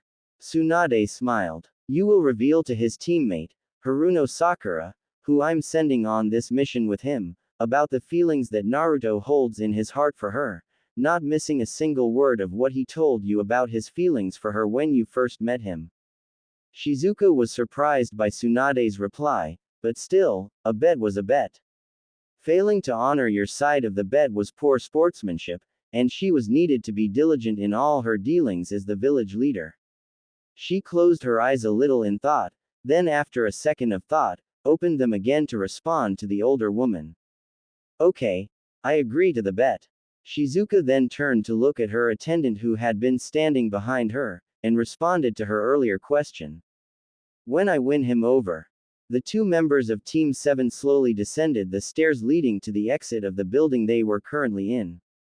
Surprisingly, they had already been through 2 flights of stairs on their way down from Shizuka's office, which revealed to the pink-haired girl that this office was probably bigger than she had originally thought. She felt grateful to the auburn-haired girl for teleporting them directly to the village head's office, saving them the exhaustion they would otherwise feel if they decided to walk the whole way to her office. However, as she trudged down the wooden steps, she found herself continually getting distracted by what had just transpired in the dark-haired woman's office. It was her first time coming face to face with Shizuka, and well, the woman certainly beat all of Sakura's expectations of what she was like. Having the same eye color as the pink-haired girl, Sakura had to admit that the heavens were certainly generous with how they blessed the female warrior. Her body proportions would set any man's mind afray, and her bust size was certainly not something to scoff at. Sakura meekly shifted her eyes towards her own small bust, and then sighed dejectedly in mild defeat. More so, the attire that Shizuka had worn was certainly eye-catching, revealing to those who dared to look a small glimpse of what lay inside. Sakura could not help but feel that in some ways, she could not match the dark-haired woman. Additionally, she could not help but be bothered by the manner in which the dark-haired woman greeted Naruto once he and Sakura graced her office with their presence. The events were still vivid in Sakura's mind, as she remembered watching Shizuka waste no time in leaping to hug the taller, blonde man. She gently wrapped her arms around him, resting her petite head in his larger, manly chest. Sakura could still remember the way Shizuka's face beamed with glee as she rested herself on Naruto, and at the same time, could vaguely remember just how erratic her heartbeat had been at that moment. Of course, she would have told Shizuka to back off if she were in more familiar circumstances, but since the two teammates were in unfamiliar territory, Sakura had chosen to silence herself and keep her remarks to herself. It would not do well to foster enmity while they were still guests within Nadeshiko village. Jealous. Hinoka's words reverberated in Sakura's mind as she replayed the events that had occurred in that office, and at that moment, she realized that the green-haired woman could not have been more right. Sakura could feel her heart rate steadily increasing once she realized how close the relationship between Shizuka and Naruto was, owing to the relaxed aura she had around him, and could not help but feel left out. Of course, it would not do her well to jump to conclusions so early when she only knew about the woman from what Naruto had told her, but still, Sakura did not want to be caught by surprise again, like she had been a while ago when a certain lavender-haired woman had jumped to Naruto's rescue. Sakura's mind shifted to the time that the village had been devastated by the Akatsuki leader, Pain, and her blonde teammate had shifted the location of his battle with the orange-haired man after his previous onslaught when he was in the Nine Tails mode. Sakura had been summoned to the previous location where Naruto and Pain had been locked in fierce combat, to the aid of Hyuga Hinata. As she proceeded to heal the Hyuga girl, Hinata's guardian, who had been left moments earlier as the white-eyed girl rushed to Naruto's aid, narrated to them all that had transpired from the moment she left him to the moment she was defeated by the Rinnegan wielder. The pink-haired girl found herself amazed with how Hinata had put herself out there in order to save Naruto, something that she had been wishing to do herself for a while now but didn't know how. She had berated herself once in the presence of her captain, Yamato, about how the only things she did for Naruto were small and unimportant things. The wood user smiled at her reassuringly, before telling her that all that mattered were her feelings for Naruto. Of course, back then Sakura had taken these words to heart, telling herself that what she felt for Naruto was enough and that she didn't have to push herself so hard for him. However, as she cast the green glow from her hands on the Hyuga's limp body, she felt that she was not sure whether it was enough anymore. Hinata, you love Naruto. These thoughts ran through Sakura's mind, and unknown to her, she had begun looking at the girl beneath her in a somber manner. She was not sure exactly what to feel at the fact that Hinata had professed her love to Naruto, so she decided to shift that matter to the back of her head. Back to the present, she found herself being conflicted over the same matter, although with a different girl this time. Sakura was almost fully convinced that Shizuka held a special place in her heart for the blonde boy next to him, owing to the manner in which she looked at him and how she joyfully conversed with him. Knowing that yet another girl was contending for Naruto's heart made Sakura feel oddly lonely, since she was not sure how well she would take to the presence of another female figure in the man's life, after spending most of her life as a ninja by his side. She held pride in the fact that she was the girl who Naruto spent most of his time around within the village, and realized that if another person intruded upon her current comfort with him, things would definitely change. She was not sure whether she was ready for such a drastic change in her relationship with Naruto. Adding to her earlier sentiments, she could not help but fear that one day Naruto would grow tired and weary of pursuing her and go readily into the arms of a woman that already held affection for him. While she knew it was wrong of her to feel this way and that it was borderline selfish of herself, she still could not feel comfortable with the knowledge of the fact that Naruto might give up on her one day and choose someone else over her. You know, if you continue dawdling around him, another girl will steal him, for example, Shizuka. A small, inner voice within her told her. Sakura was startled by her conscience at that moment, immediately jumping to her own defense on the matter. Hey, I do my own fair share to get close to him too, you know. For example. Sakura made to respond to her conscience, but then found her lacking anything meaningful to say. She could not think of any possible retort she could come up to this remark, which made her realize that she may have not been trying anything in order to let Naruto know how she had began feeling about him a while back. At that moment, however, the most recent example came to mind, so she immediately made to respond to her conscience. I hugged him once he returned to the village after his fight with Pain. The pink-haired girl responded to her conscience quickly, her voice brimming with the confidence that she felt from that gesture. Thinking back on it, she realized that she had wrapped Naruto in her arms in the presence of the kids that had surrounded him at that moment, and unknowingly, in the presence of their silver-haired teacher, Hitaki Kakashi as well. Her cheeks flushed slightly as she became slightly embarrassed at how strongly she had expressed herself at that moment. Good work, Sakura. But ask yourself this, what good came from that? Sakura found she dumbfounded by this simple question, and came to a shocking realization that nothing had changed since back then. Naruto had still treated her with the same love and care that he always did, and remained oblivious to her growing affection for him. Sakura then feared that Naruto probably carried on with his life with the assumption that he was the only one among the two that held affection for the other. The thought made her feel strangely sad. Well, she realized it herself. Naruto was probably too dumb to realize what she meant back then when she hugged him in that manner. It wasn't really much of a long shot, since he reacted the same way when Shizuka had embraced him in her office as well. I'm glad you finally realized it. Keep in mind that Naruto is as dense as he looks, so I think he may have not caught on to what you meant back then. If you want him to really know how you feel, you need to be more direct about it. For example, by revealing them to him. Sakura immediately realized just how warm her cheeks had grown from that remark, and shook her head to rid herself of the idea that popped in her mind. No, never. It was completely out of the question.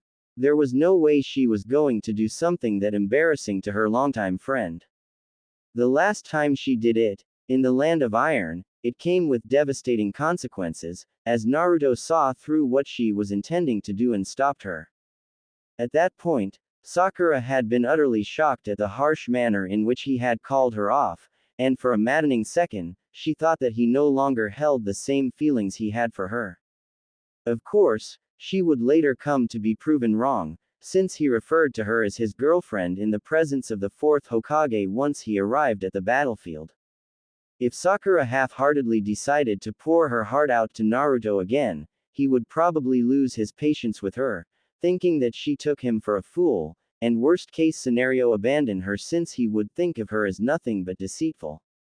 There was no way Sakura was going to put him through that anguish, so she decided to bottle these feelings to herself. Unfortunately for her, however, she hid her saddening feelings a tad too late. Naruto, who had been walking step in step with her, found himself growing increasingly concerned with how she had not said anything ever since they had exited Shizuka's office. He had expected her to comment on what she thought of Nadeshiko village, since Sakura was not exactly the type to keep quiet when she found herself in a new environment. The blonde turned his head to meet Sakura's face just as she resolved herself not to let Naruto not to learn about her blossoming feelings for her, catching sight of her slightly flushed face and the solemn look in her eyes at that moment. Naruto gasped in worry, realizing that there was something totally amiss at the moment. The first thought that came to his mind was that she was probably not feeling too comfortable about her first time in this village, so he set himself to making things better for her. Immediately, he stepped in front of her, halting her progress, and catching the pink-haired girl by surprise as she became aware of the man now standing in front of her. She looked up into Naruto's cerulean eyes, wondering what he was up to. Slowly, Naruto reached out his large hand, placing it on Sakura's equally as large forehead, startling her with the warmth that emanated from his palm. She then realized what he was doing, moments before he asked her out loud. "Sakura-chan, are you feeling okay? You don't look too fine," Naruto questioned the medic, and Sakura found herself feeling a bit sad about this. Even in such a situation, where she had been battling her inner feelings in order to protect him from the pain she would ultimately cause him if she decided to follow her heart, he was still placing her before his well-being. Naruto had never been afraid to express what he felt for her, and the thought made Sakura's heart sink a few paces within her chest. However, she found herself lacking the courage to call him out for this show of selflessness, effectively settling for a slight nod. Naruto then smiled softly at her, before slowly withdrawing his hand from her forehead. However, as he prepared himself to resume his original position beside her, he suddenly felt a small tug behind him. Curiously, Naruto looked back to see who was it that had touched him, finding that it had been Sakura. She grasped towards the edges of his orange jacket weakly, as if giving him a chance to pull away if he wanted to. It was Naruto's turn to pause in mid-motion, as he simply looked back to the face of the pink-haired girl behind him, which had an expression etched on it that he could not exactly point out. Still, since it was different from the usually readable expressions that graced her face most of the times, he realized that it was a definite cause for worry. "Sakura-chan," Naruto started, but at that moment, his teammate's voice cut across his own, catching him in mild surprise. "Naruto, Sakura said, and for a maddening second she was gripped by the desire to pour out all that she was feeling at the moment right there and then to the blonde man. Sakura had no second thoughts regarding the fact that Naruto would definitely lend an ear to all her woes, owing to the concern he had expressed for her regarding her odd behavior, and she wanted to let out all the conflict she was experiencing at that moment in her heart, which was centered on him. She would have, if it wasn't for the interference that chose to show up at that precise moment. "Come on, Naruto-sama, Sakura-san, you're missing out on a lot in our home." A third voice immediately cut across the serene atmosphere that Naruto and Sakura were currently enjoying at the moment. Immediately, the pink-haired girl was pulled back to her senses as she immediately let go of Naruto's jacket, praying that whoever had spoken to both of them had not witnessed her moment of weakness just then. At that moment, she realized that both she and her teammate were on the final flight of stairs that led to the village, owing to the light that sprung forth from beneath them as they descended to the outside. "Sorry about that, Sanyu-san. It was quite a walk getting here from Shizuka's office," Naruto responded to the young girl that had been assigned as their escort whilst they were in the village. Sakura felt a wave of relief wash over her as she realized that the auburn-haired girl was at the center of the exit, her hands placed on her waist as she eagerly waited for the blonde man and his pink-haired teammate to walk towards her. She allowed herself to breathe a little as she realized that the girl had probably not seen Sakura hold on to Naruto's jacket at that point, as the larger man shielded most of her body from view. Naruto gleefully descended down the flight of stairs, his earlier curiosity and eagerness for adventure within this new village overwhelming him. Behind him, Sakura, having recomposed herself and managing to rid her mind of the thoughts that were plaguing her moments ago, walked quickly in order to catch up to him so as to not be left behind. However, she took note of the relaxed manner in which Naruto had addressed Sanyu, and realized that Naruto probably felt more comfortable around her than he did the ever-serious Akako. Well, it wasn't really a far-off thought.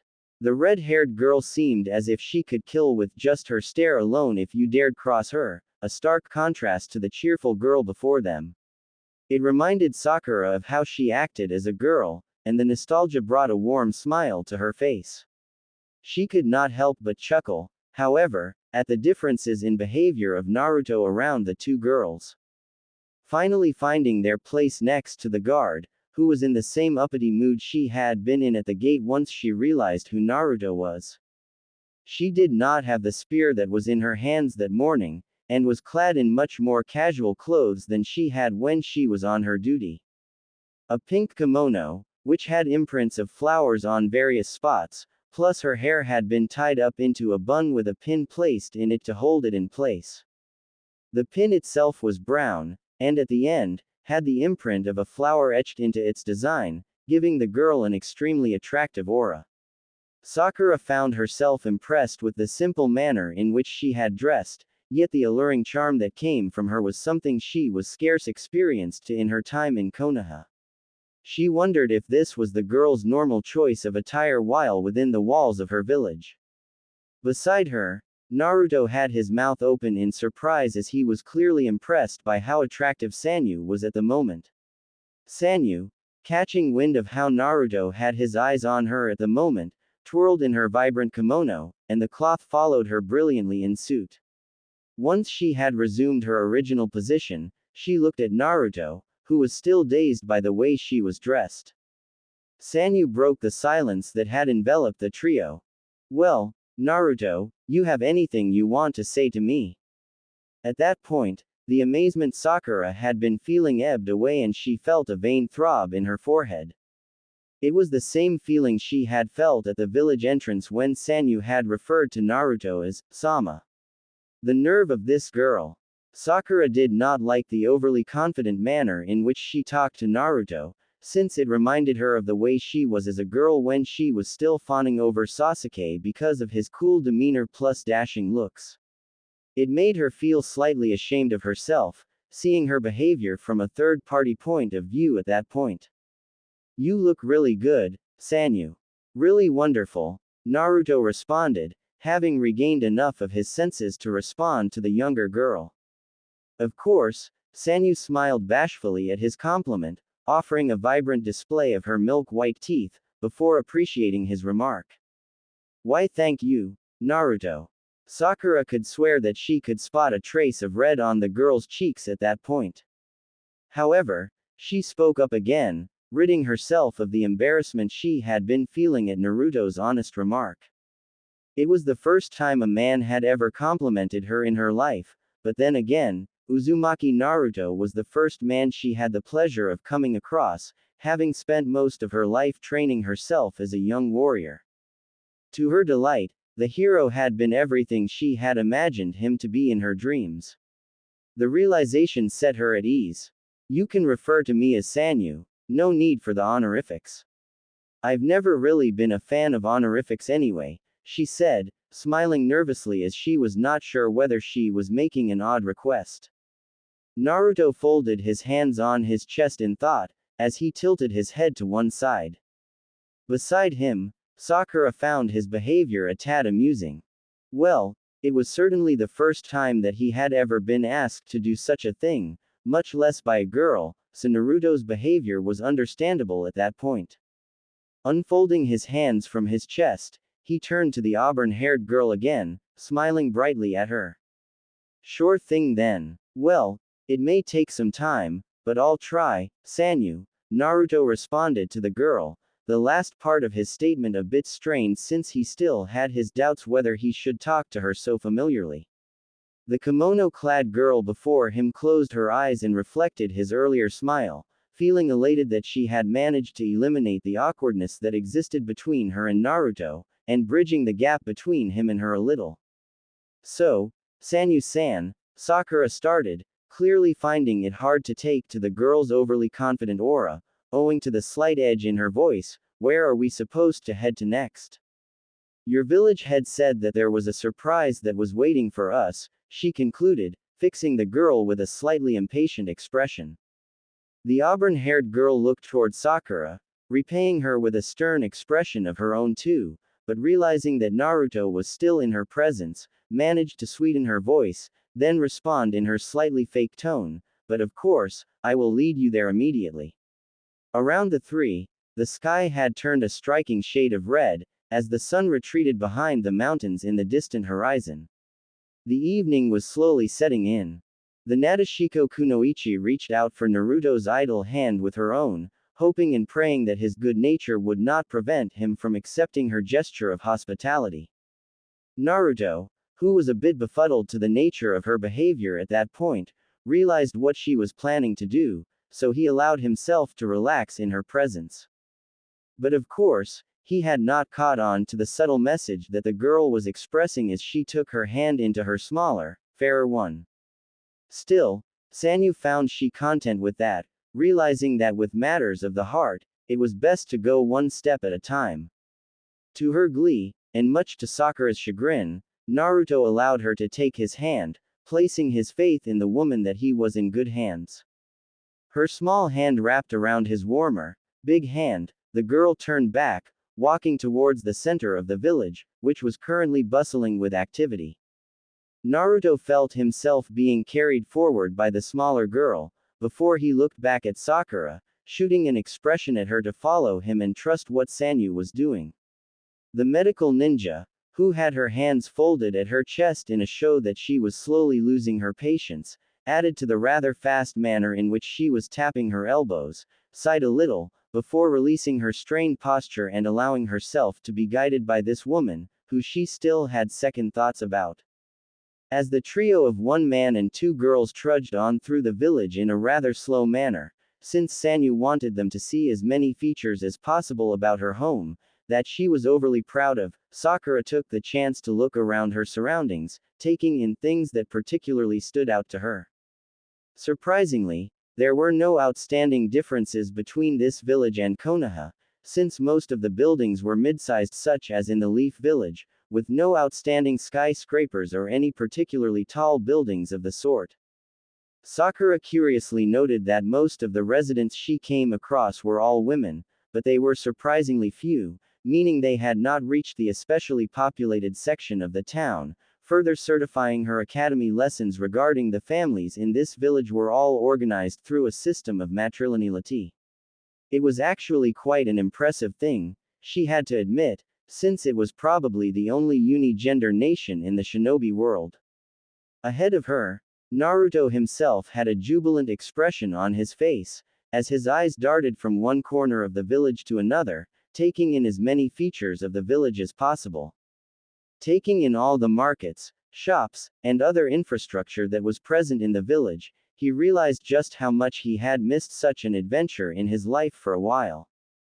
While he was usually the first to ask for a mission where he would get the chance to show off his skills and growth as a ninja to his Hokage, there were times when he just longed for missions where he could get away from the usually monotonous sights and features that he had gotten so used to viewing whenever he was in Konoha. Naruto loved his village, of course, probably more than any other resident in that place, but there were times when he wished for greener pastures, a break from the life he had gotten so used to. Being in a new village, especially one that belonged to an old acquaintance of his, it was finally his chance to have a fresh breath of air, and in his mind he felt a sudden rush of appreciation for the dark-haired woman they had left in her office a while back.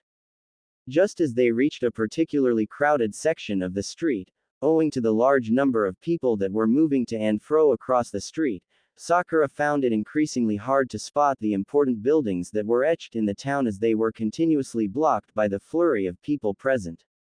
She could only catch glimpses of the roofs of buildings, and her facial expression dulled to show the disappointment she was feeling at that moment. As she was about to resign herself to just following suit with Naruto and the woman who had his hand in his at that moment, her ears caught sight of something interesting, sourcing from the voices that were all around her.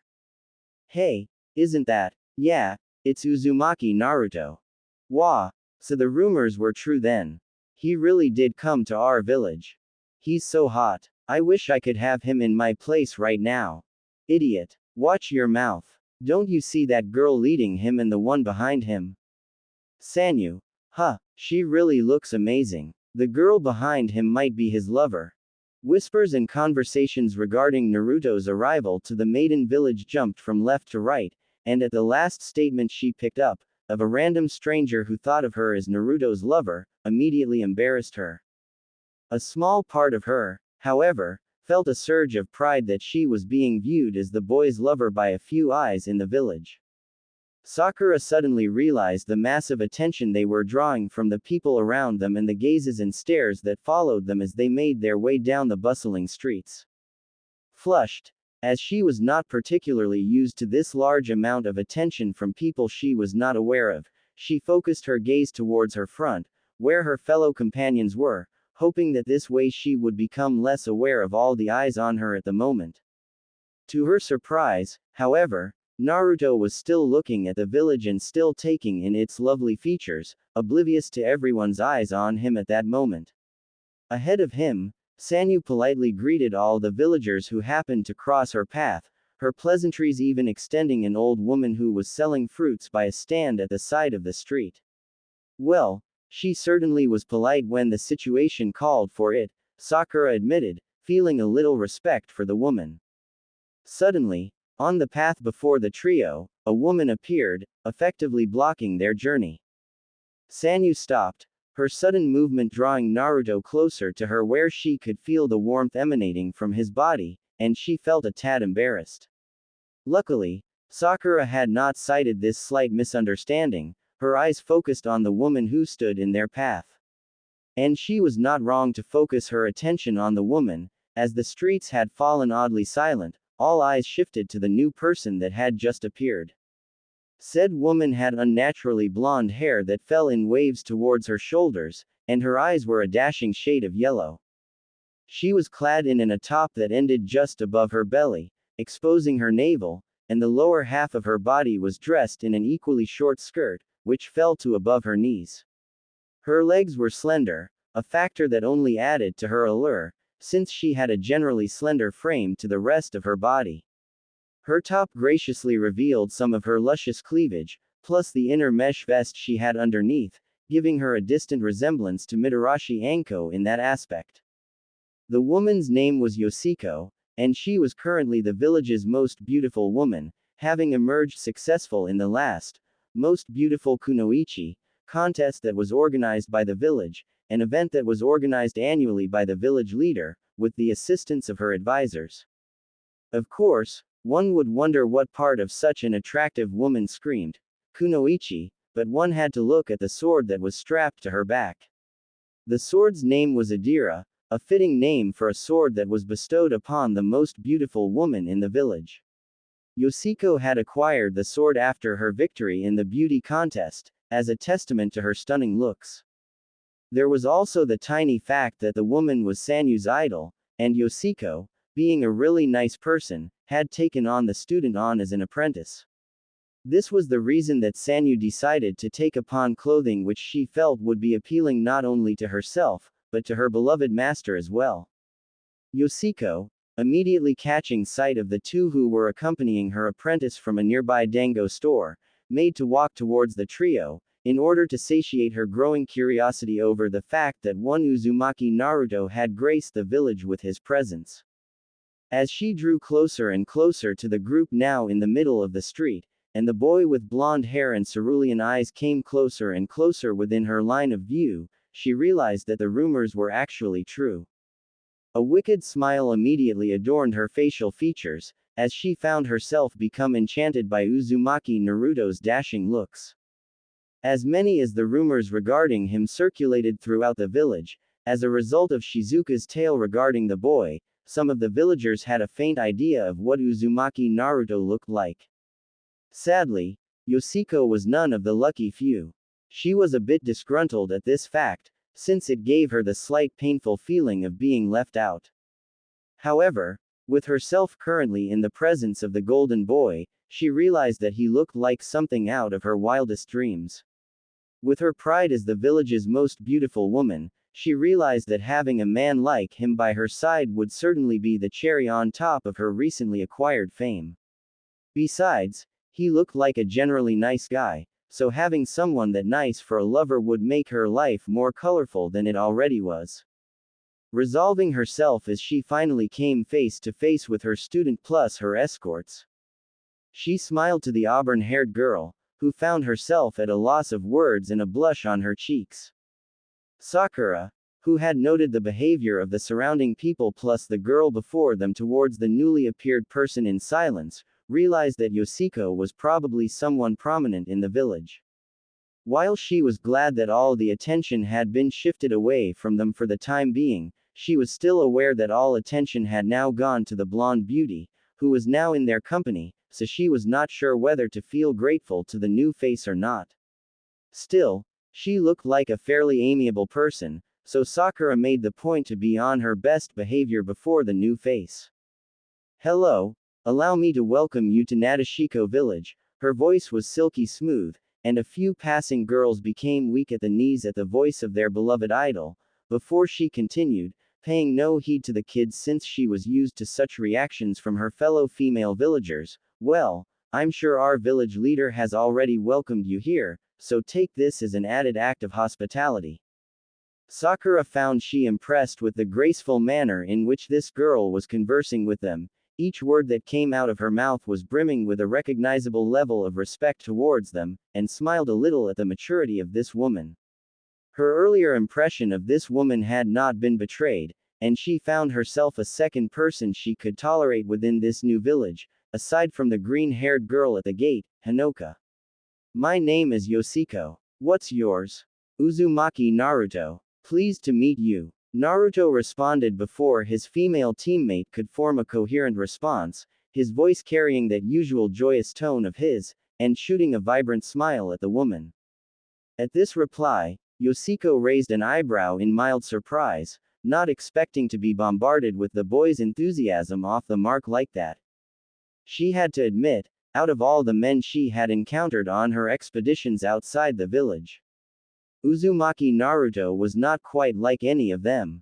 He seemed different. She felt herself filling with delight at the opportunity to meet such a refreshing man, as the ones she had encountered before did not seem overly interested in making acquaintances with her, their desires lying with her body and the fortune she carried on her back as a resident of the successful maiden village. With Naruto though, it seemed things would be completely different. Stifling a giggle as she covered her mouth with her hand, she allowed herself a moment to catch her breath before proceeding with the pleasantries. I'm Haruno Sakura. His teammate, Sakura brusquely introduced herself, once she noticed that Yoshiko had stopped giggling. She felt a sense of resulting from the fact that Naruto had not acted like a bumbling fool in front of the girl, as most of the villagers had acted once she had opened her mouth and they heard her alluring voice. She focused her green eyes to the girl's yellow eyes, a relaxed gaze in her look, and Yoshiko smiled in earnest to the girl's response. Somehow, Sakura had a feeling that the smile was not all that genuine. Yoshiko, on the other hand, could not help but feel that Sakura's presence in the village, along with her relationship to the blonde boy she had set her eyes on, might prove to be an obstacle in the near future. She pushed those thoughts to the back of her head, however, choosing to simply enjoying making the acquaintance of the fabled Uzumaki Naruto for the first time. Yoshiko-sama, Sanyu began, clearly struggling to form a sentence in the dazzling presence of the village idol. Even after she had been taken on as an apprentice, the smaller, younger girl had found herself charmed by the older girl on plenty of occasions, such as now. She knew it was unbecoming of her, of course, so she did her best to overcome the shyness and embarrassment she felt within the woman's presence. Yoshiko responded before the girl would ask why she had showed up there. Calm down, Sanyu-chan. I simply came here to accompany you to the village center. That is where you are headed, right? She inquired, a hint of uncertainty in her voice. As much as Yoshiko was adored by the folks of her village, she did not make a point of keeping up to track with any events that were organized by the village. For example, a festival held in honor of the arrival of Uzumaki Naruto. Yes, Sanyu replied a bit hurriedly. Yoshiko smiled sweetly at the girl, before stretching out a hand and lightly touching the top of the girl's soft hair. Sanyu felt the reddening on her cheeks increase with her mentor's show of affection and appreciation, while Sakura held back a chuckle at the amusement of the scene ahead of her. Naruto, well, was still engrossed with taking in the village sights, so he really was not paying attention to whatever was happening before him. So it was with that the quartet of Sanyu, Sakura, Yoshiko and Naruto headed towards the village center, where unknowingly to Naruto and Sakura, there was going to be a festival organized to welcome them into the village. At this point, however, Sanyu had let go of Naruto's hand, as she walked side by side next to her mentor, the two engaged in conversation. Naruto walked side by side with his pink-haired teammate, both hands behind his back as he followed the duo of the women before him. Sakura, immediately realizing that she had not gotten a chance to have a good talk with Naruto ever since they were intercepted by the guards at the village gate, took this as her chance to finally have a talk with Naruto. Besides, she had yet to offer her opinion regarding the place they were currently in, so there were loads of things she could talk with him about at that moment. Although there was one particular thing that stood out at the forefront of her mind, she thought, as she cheekily drew next to him and nudged his shoulder with hers. Well, Naruto, you seem to be quite the ladies' man here, Sakura playfully remarked, finding something to tease her teammate about. Well, it was true, after all, the boy was drawing a really large number of looks everywhere he walked. You may be more popular than Sasuke at the moment, she concluded, with a slightly higher tone and the same playful tone that she had been using before. Naruto, who became aware at the contact made between him and his teammate, cast a look of confusion at her. Leave it to Uzumaki Naruto to be out of touch with the current situation. Wait, they are looking at me. I thought they were looking at the blonde pretty girl plus Sanyu, Naruto responded, his voice carrying a hint of uncertainty. Then again, Naruto was never one to be the center of attention for pretty girls, which honor always went to his best friend, Uchiha Sasuke, as Sakura had mentioned earlier. He was not sure how he would react in such a situation. The pink-haired girl beside him had half a mind to face palm at that moment, however, she knew that Naruto was never one to lie about such a matter. As much as she was relieved that he had not been aware of the looks he had been garnering, there was one thing that he had said that began to bother Sakura mentally. She drew back from him to allow him his personal space, and then said to him again, I see, so you think she's pretty then? Sakura of course was referring to Yoshiko, and gladly, the blonde girl was still engrossed in conversation with her cute little apprentice. She was not paying attention to what Sakura and her teammate were talking about, much to Sakura's delight. Still, Sakura could not quite get out of her mind the fact that Naruto had referred to another girl as pretty. Well, yeah, she is pretty, Naruto replied, unsure of where the pink-haired girl was getting at with asking him something like that. In all her years of being together with the blonde, he had never outrightly called a girl he had just met pretty. Most times, such as with Sanyu earlier, Naruto had to be coerced in order to comment about the general appearance of a person, but with Yoshiko, he had referred to her as pretty.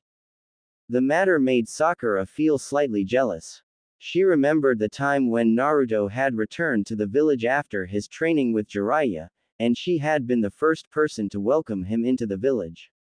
Blushing, As to how he was exuding more of an adult aura, she asked him sheepishly whether she looked more womanly. To her dismay, however, Naruto commented that she had not changed at all. The matter made her hang her head forward in slight embarrassment. Here he was again, complimenting another girl, and in Sakura's presence to boot. The pink-haired girl was seized with the desire to punch him into the neighboring wall, but managed to restrain herself. "You've never called me pretty before," Sakura muttered to herself with her face cast to the side, a childish pout on her features. Naruto, who was looking at his teammate, saw her muttering something to herself. "Sakura-chan, did you say something just now?" he asked, genuinely worried about the girl he loved. The medical ninja realized that Naruto had seen her mouth something to herself, so she immediately made to reassure him that everything was alright. "No, you're imagining things," she replied almost immediately, waving her hands in the space before her to reassure him that she did no such thing.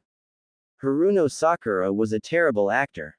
However, Naruto did not realize this, deciding to place his trust in the girl's words. Relieved, and taking this as another chance to tease her teammate, Sakura said to the blonde boy, "You know, if you're lucky you might be able to get a girlfriend in this village. They all look like really good girls." Unknowingly, to Sakura this time, the two girls ahead of them had definitely gotten wind of the words that she had said at that moment. Sanyu's eyebrows widened in surprise, and Yoshiko simply shot a puzzled look to her equally befuddled apprentice. Then, as if reading each other's minds at that precise moment, the two realized what meaning Sakura's words carried. To their sheer luck and advantage, Naruto was not dating the pink-haired girl beside him, no matter how close he seemed to her. Originally, there seemed to be little to no hope of winning him over, courtesy of Haruno Sakura, but with her statement just then, the two girls realized that there was still hope. They had just received a green light, and planned to make full use of the chance they had received. Naruto looked to his side in embarrassment, and this time Sakura knew she had managed to unnerve him. She chuckled to herself in amusement to Naruto's cute reaction. The blonde man then rubbed the top of his head, his face still slightly flushed, and said in an albeit lower tone, just enough for Sakura to hear, "I'm not really interested in having a girlfriend at the moment." Sakura, who was looking to her teammate gleefully with her hands behind her back and the upper half of her body slightly bent forward, was surprised by what he just said. She thought she had misheard him, and her heart rate erratically increased for what seemed to be the umpteenth time that day. "Naruto, what do you? We're here," Yoshiko said, her and her apprentice's face turned towards Naruto and his teammate, as a signal that they had reached their destination.